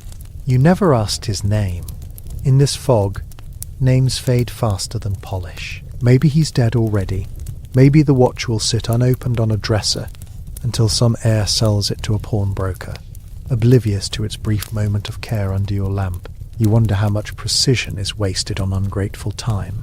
The tick-tock rhythm thickens into hypnosis again. You find yourself tapping a finger to match the pace, as though syncing pulse to machine. It comforts you, this mimicry. Proof that you can still cooperate with order. London outside has none. The streets are full of coughing, shouting, police whistles chasing spectres. In an hour, someone will probably discover another solution to the week's murders. The papers thrive on these. Fog-bound killings, mysteries, scandal. They're cheaper than coal and burn longer. You'd rather tune gears than read causes. Your lamp flickers once more, momentary darkness pooling around brass like liquid shadow. Then the faint hum returns, the fog's sound. It moves oddly, not like wind but like breath. You pretend not to notice. Aligning balance screws. The hum builds, low frequency, more physical than auditory. The window glass trembles ever so slightly, just enough for vibration to shake dust loose from frame. You look up. Nothing visible, only that thick, yellow-grey pulse of air. You tell yourself pressure change. You tell yourself London's lungs are exhaling you goodnight. Still, your hands stay poised above the oil pen, listening to each tick as though expecting reply. And now, the reply arrives. A faint knock, not from the door, but from within one of the larger clocks on the wall. At first you assume it's mechanical, a failing governor pin, but then it knocks again, 3 precise strikes against its own wooden casing. You stand, uncertain whether curiosity or dread moves faster. Your workshop is small, a monastery for seconds, yet suddenly every tick seems to distance you from understanding. You approach the clock, hand hovering inches away. The knocking stops. Complete silence overtakes the interior, except for your breathing. London outside still hums, indifferent. You lift the small latch, open the clock face. Its pendulum swings peacefully innocent. Nothing wrong mechanically, nothing wrong at all except for the smell. A faint scent of smoke and metal, not belonging to lamp oil. You frown. Maybe a coil burnt through. Maybe, less likely, something alive smouldered there before being neatly timed. When you shut the door, the knocking resumes, lightly, almost polite. You laugh, not the joyous kind, but the short, breathless snort of disbelief. Ghosts, you mutter. They never buy watches. They only borrow them. You think this joke half-heartedly and return to your chair. The sound fades again. Perhaps you imagined it. The fog occasionally induces auditory hallucination. The medical journals mention that. Of course, they also mention moral decay, opium, and the decline of empire, which might as well be synonyms. You resume work.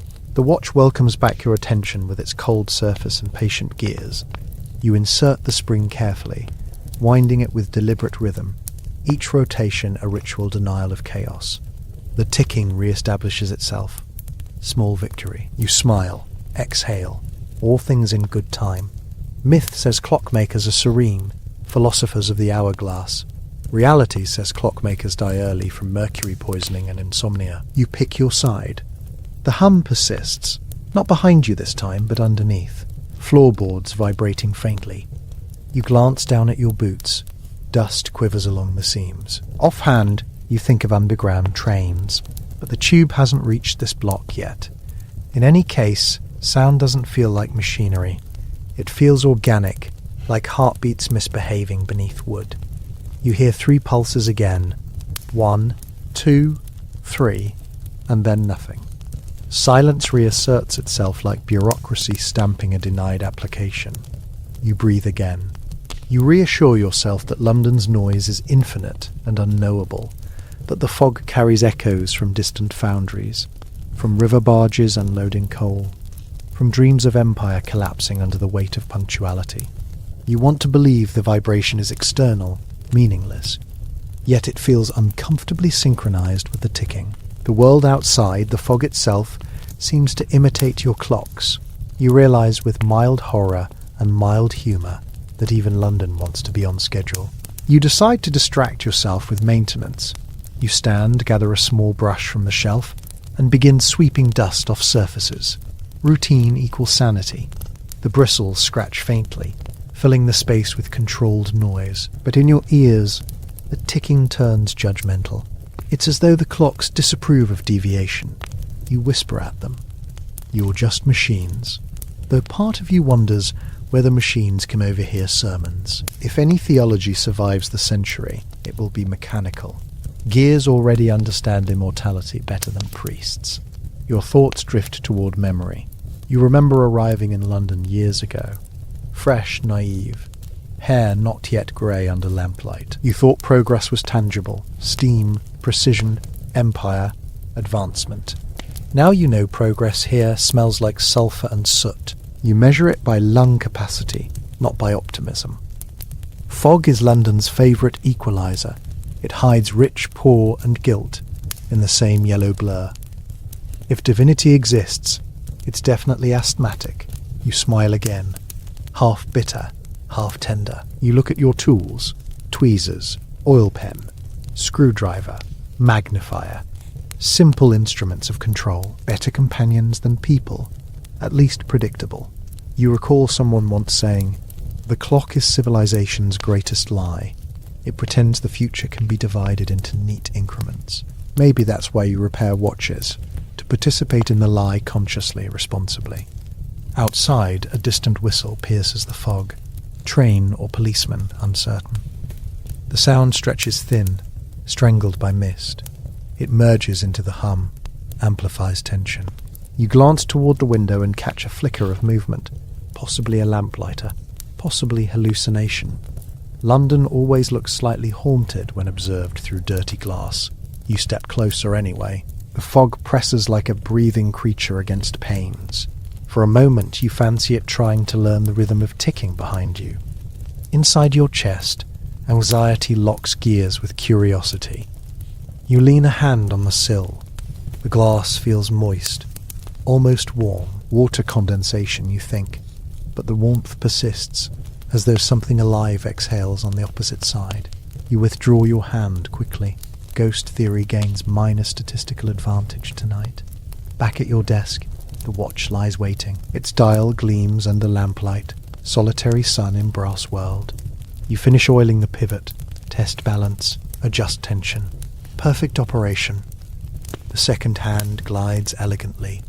You nod, satisfied. Precision triumphs again, a moral victory against uncertain physics. For a second, you imagine time itself, smiling. Yet as soon as you name perfection, the hum returns. Louder this time, spreading like slow heartbeat throughout the room. The clocks join choir involuntarily. Ticks align, synchronicity unnatural in their variance. Normally, each clock runs slightly out of sync, a comforting noise of diversity. Now they march in unison, regimented, militant. You stand still, listening. The effect feels wrong, mathematically impossible. You control their settings. None should match exactly. Your mouth dries. You reach instinctively for the nearest clock on wall, trying to stop pendulum. But even as you touch it, the rhythm continues. The pendulum halts, yet the sound persists. Tick-tock, tick-tock, from everywhere, from nowhere. You turn slowly, realizing the sound no longer emanates from objects, but from air itself. The fog hum integrates, vibrating glass, vibrating lungs. You step back, your own pulse involuntarily synchronizing. You taste metal, blood or gear oil, uncertain. For a moment you laugh, the absurdity disarming. London's beating heart, you whisper, right on time. Dark humour soothes panic. It's an old habit. You analyse like historian. Maybe vibrations from dock machinery. Maybe resonance effect. Empirical. Rational. But beneath reasoning lies truth shaped like dread. You sense coordination. The city itself ticking. If empires breathe, perhaps this is how they sound. Synchronized, relentless. Heart hammering at cost of individuality. A perfect mechanism of exploitation measured in seconds. You imagine colonies ticking too. Factories abroad running on identical rhythm. Lives wound tight by imperial routine. You almost admire engineering behind cruelty. The fog thickens, swallowing lamp glow. Shadows lengthen, fluid, reshaping dimension. You're acutely aware of eyes, no, not visible, but implied by gaze pressure from air itself. You decide not to look toward window again. Curiosity now dangerous. Instead, you focus on lamp flame, fragile sun-resisting atmosphere's extinction. You tell yourself myths once protected people, ghost stories, romantic ideals, clean divisions between rational and supernatural. Reality rarely offers divisions.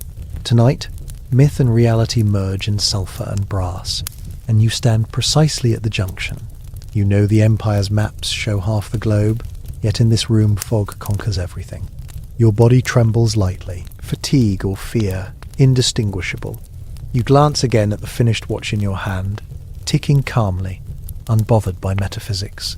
It's still obedient. It still believes time is measurable. You envy it. You think, maybe humanity's mistake was inventing precision before peace. The hum beneath floorboards slows, reducing to occasional pulse. 1, 2, 3, then silence. You remain motionless, breathing resumes. Existence resumes. London outside retreated or tired. You wait longer, doubtful of reprieve. And then, soft hum again from fog's direction, pulsing. 1, 2, 3, like heartbeat returning. You look toward the window. The fog shifts inward once more, pressing to glass. But you remain seated, weary equilibrium restored. You tell yourself it's just pressure change. You tell yourself London's lungs are exhaling you goodnight. Still, your hands stay poised above the oil pen, listening to each tick as though expecting reply. And then, soft hum again from the fog's direction, pulsing 1, 2, 3, like a heartbeat returning. You look toward the window. The fog shifts inward once more, pressing to glass. But you remain seated, weary equilibrium restored. You tell yourself it's just pressure change.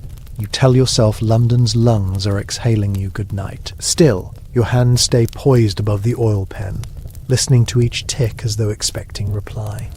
The rhythm settles in again. Tick-tock, tick-tock. An orchestra of microscopic inevitabilities. You suppose that's how the city sounds when stripped of its arguments and headlines. A damp heart that refuses to stop. Outside, the hoofbeats fade toward Marylebone. You can almost hear the horse coughing, sharing the same industrial lung as the rest of London's population.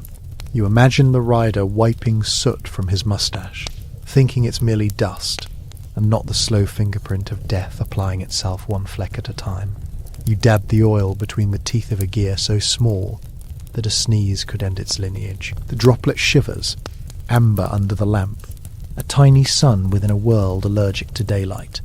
There's your empire at work, built not from cannons and colonies, but from capillary hesitation. Each precision, a kind of moral choice.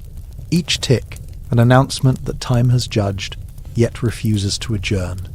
You remember the customer who brought in this watch last week. Said it was a gift for a naval officer, someone who deserved punctual glory. You didn't have the heart to explain that punctual glory in Her Majesty's empire often arrives about 15 minutes after morality has already left the building. You merely nodded, quoted your fee, and promised it would run smoothly, because if empires are engines, someone must keep the cogs from squealing. A muffled resonance hums through the floor, the gas lines sighing, perhaps, or something less domestic. Fog pries at the eaves again, carrying that sour metallic tang of wet coal, something like stewed iron. You take in a breath through the handkerchief at your throat. Every Londoner has lungs like test tubes, you think, half filled with experiments no one will ever publish. The doctors in the Lancet claim ventilation cures most ailments. Perhaps that is why half the clerks collapse on trains every Monday morning, their souls well ventilated straight out of their bodies. The lamp flickers as though in agreement. In its teetering light, your workspace swells and contracts, a living organism powered by caffeine, habit, and quiet despair. Brass gleams, glass winks, and the rows of clocks along the wall seem to adjust their sync, whispering one to another. Behind you, one of the corner clocks skips a beat. Wood expands slightly in the damp chill. The false pulse makes you look up. Somewhere in Westminster, the same humidity is swelling the doors of Parliament, keeping history from shutting properly.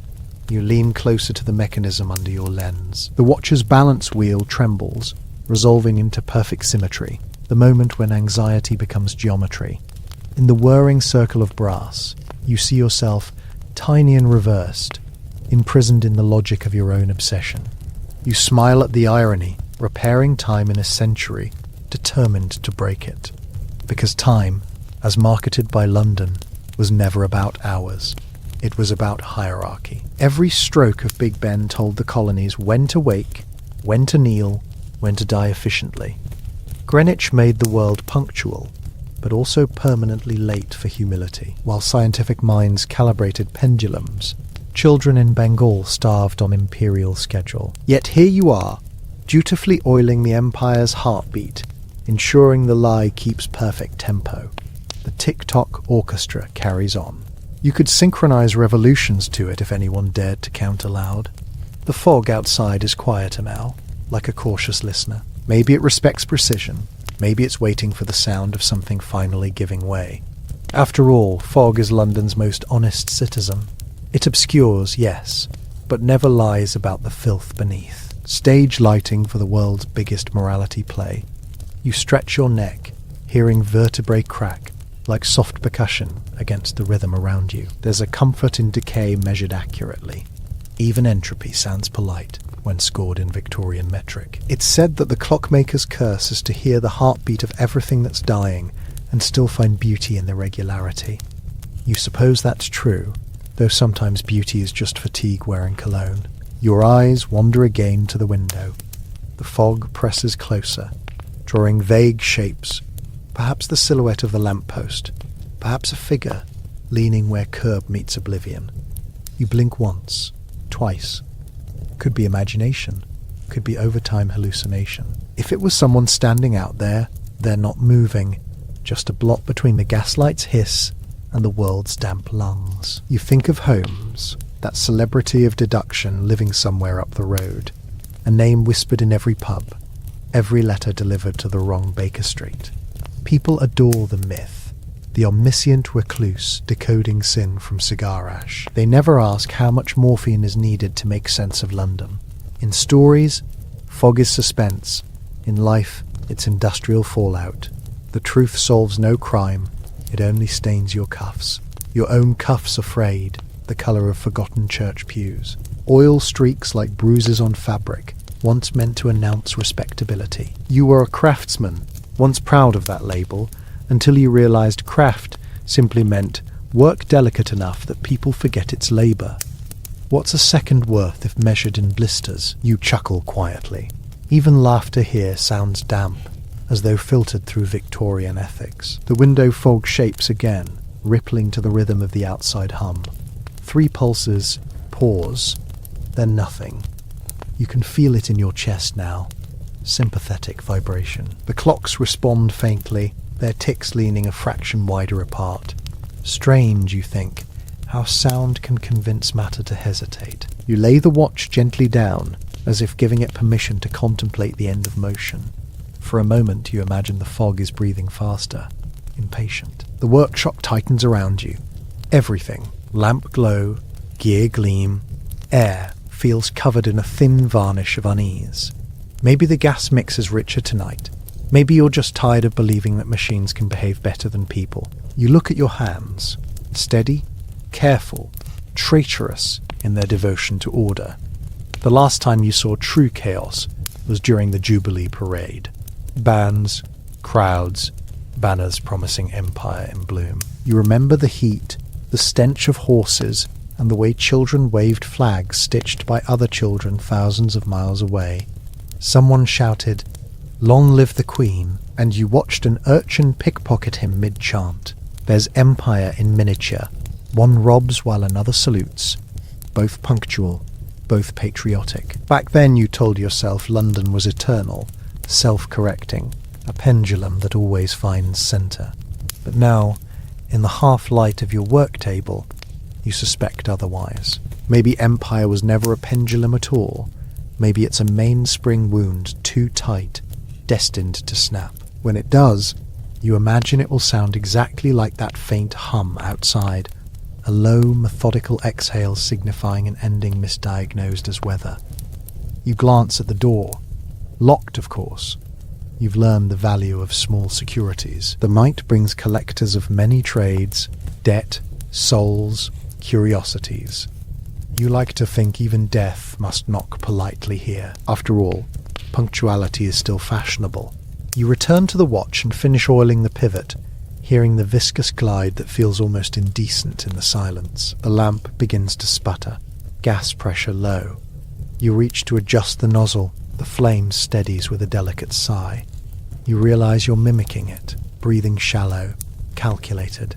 The air tastes of tin and varnish. Somewhere in the building's belly, pipes clunk like old arteries clearing their conscience.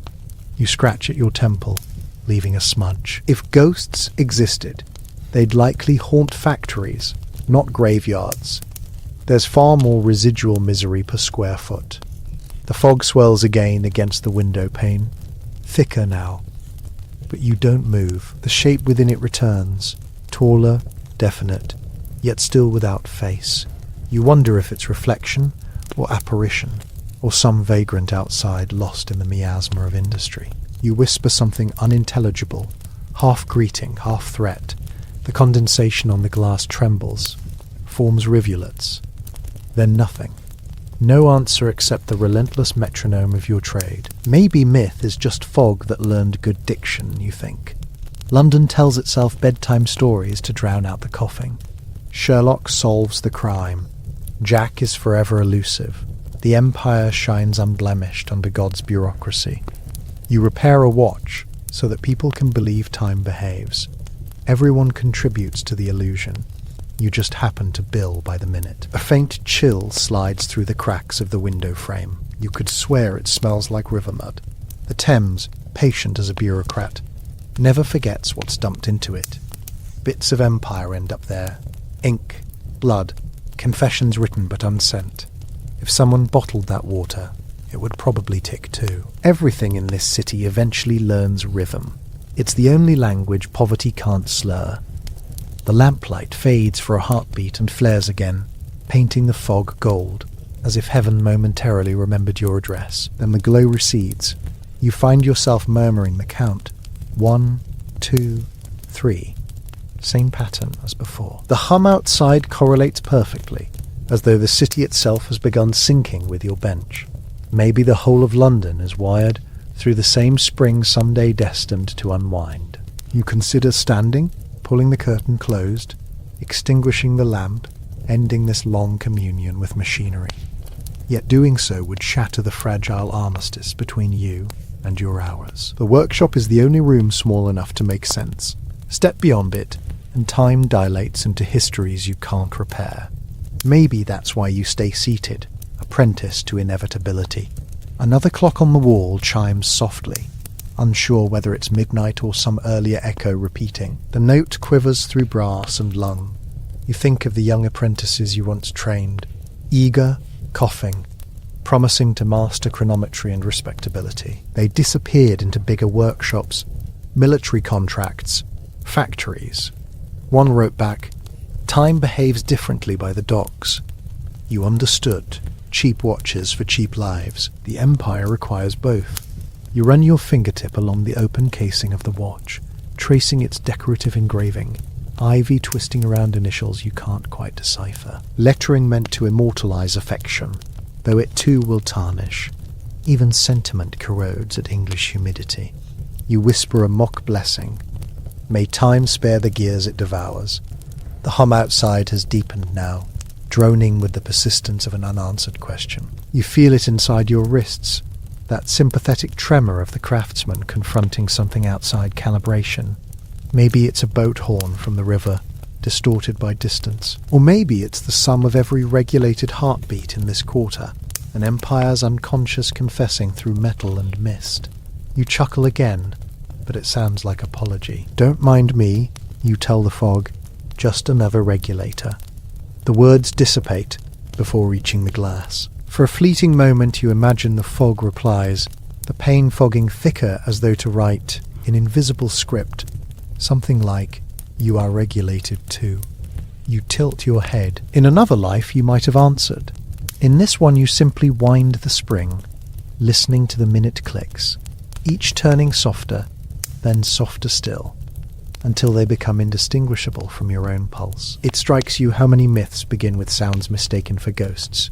The rattling chain that turns out to be plumbing.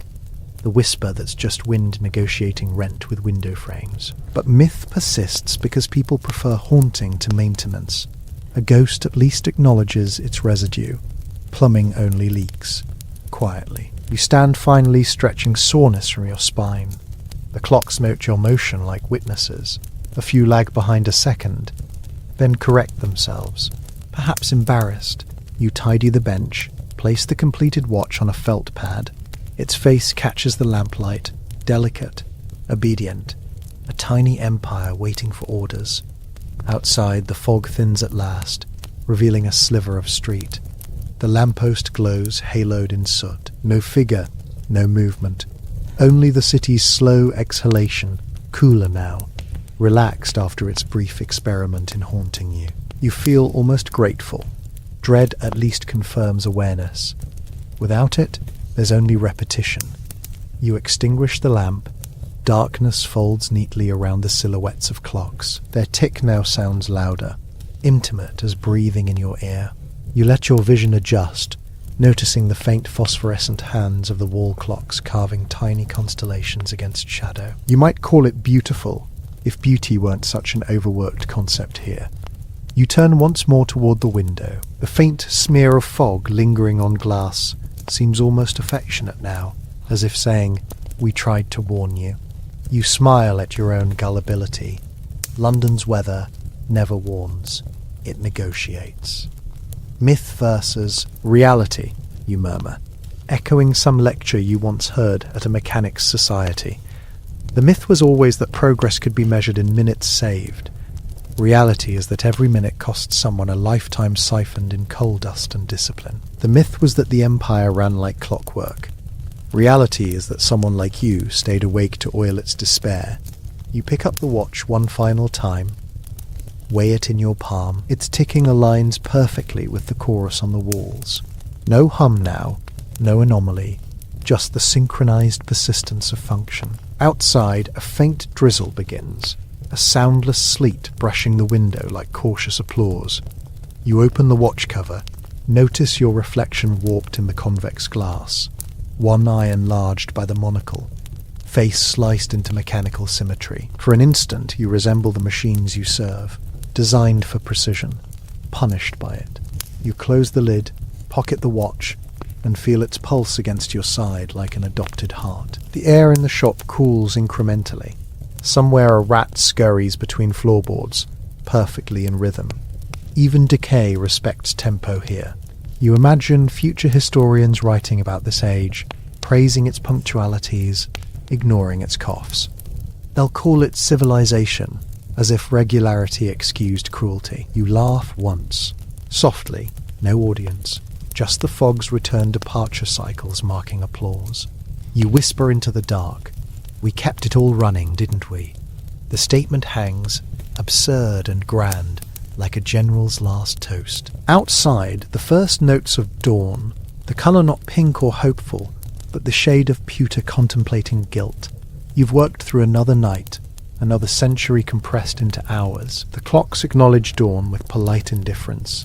Light confuses them, but never commands. And still that question lingers like residual vibration. If London is breathing, what happens when it exhales completely? Perhaps it leaves behind a silence precise enough to build a heaven on, or maybe just more fog. You shuffle toward the back room, coat around shoulders, every fabric fibre holding the scent of oil and monoxide. Before extinguishing the last lamp, you glance once more at the ranks of clocks, your choir of obedient time. Soothing, really. You tell yourself this is success. Nothing broken, nothing moving too fast. You lock the door behind you. A click, soft as prayer. In the corridor, dim gaslight flickers. Your footsteps blend with the building's heartbeat, a duet between flesh and mechanism. Each stair creaks in sympathy, grateful someone's still keeping count. By the time you reach the street, the fog has receded to a pale smear along the gutter. The air stings with that morning sharpness, promising productivity and influenza. Cabs rumble by, milkmen curse. Someone whistles a hymn with more optimism than lungs allow. You pause to look back at your shop window. From outside, it appears perfectly ordinary, glass clouded from within, faint ticking audible if one presses ear to pain. Passers-by rarely notice. The city's noise is relentless anesthesia. Yet you know what resides inside, a small universe held together by oil, brass, and denial. A sanctuary where time is politely domesticated, the kind of place that never makes the history books because it lacks the decency to explode. You inhale the morning coal smell. It tastes the same as every generation. Ambition marinated in smog. Somewhere a factory bell rings 6, dragging thousands into synchronized exhaustion. You pocket your hands, feel the watch's steady pulse. For a moment its rhythm syncs with the bell, with the carts, with the city. The entire mechanical organism beating in improbable harmony. That's the myth again, you realize. The illusion that coordination equals purpose. Machines align because they must, not because they know where they're going. Same with empires. Same with men who believe they repair time rather than merely decorate decay. You step forward into the haze. The damp cobblestone glistens under reluctant daylight. Horses snort clouds. Vendors shout prices. Everything smells faintly of progress and fatalism. You walk, each pace a pendulum swing. As you near the corner, someone almost bumps into you. A young clerk, hat askew, late for something that probably doesn't matter. He mutters an apology, scurries off. You watch him vanish into vapour, brief as conscience.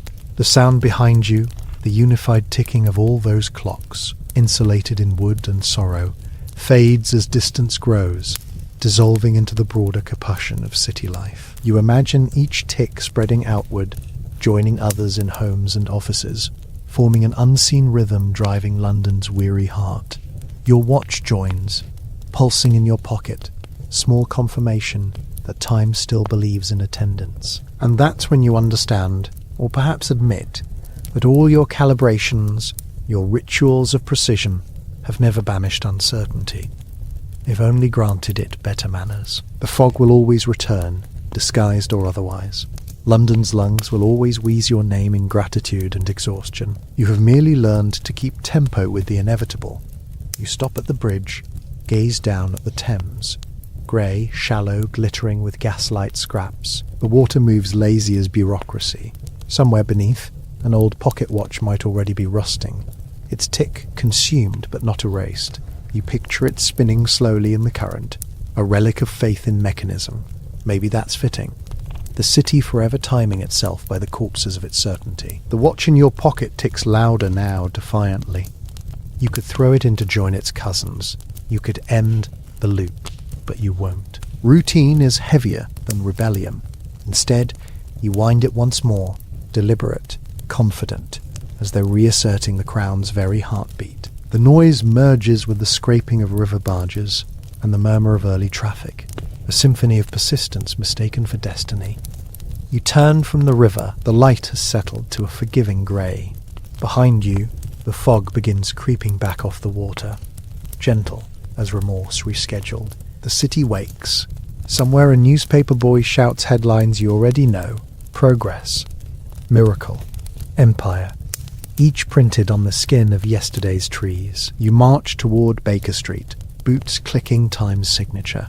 Your fingers ache with the residue of oil and responsibility. The street smells of bread rising, coal burning, humanity continuing out of habit. And when someone later asks how London was that morning, you'll probably say, quiet, predictable, almost alive, which is the truth dressed as myth. Precisely the city's preferred wardrobe, because the myth says progress glitters. The reality fogs. The myth swears clocks are innocent. The reality whispers they're complicit. The myth promises civilization. The reality gives punctual decay. You know this. You've heard it tick every night. You've felt history's breath crawl through cracks in your window. You've measured the heartbeat of an empire pretending not to die, and still you'll return tomorrow night, light the brass lamp, pick up the oil pen, and listen, always listen, for reply. For that's what time is in London, a polite conversation between exhaustion and denial. It never shouts, never ends, just adjusts its rhythm to fit the next empire's sleep schedule. You reach your door again, pocket key poised, the world around you humming the familiar dirge of productivity. Across the street, a milk cart overturns. A bottle shatters, sharp, bright, instantaneous. For one pure second, the sound cuts through everything. Clocks, fog, breath. You savour it, that moment of unscheduled honesty. Then even that sound is swallowed, absorbed into the master rhythm. And you think, perhaps, that's all London ever was. A wound, taught to tick. You unlock the door, step inside, and close it behind you. The fog presses gently on the glass, as if to remind you who keeps the heartbeat.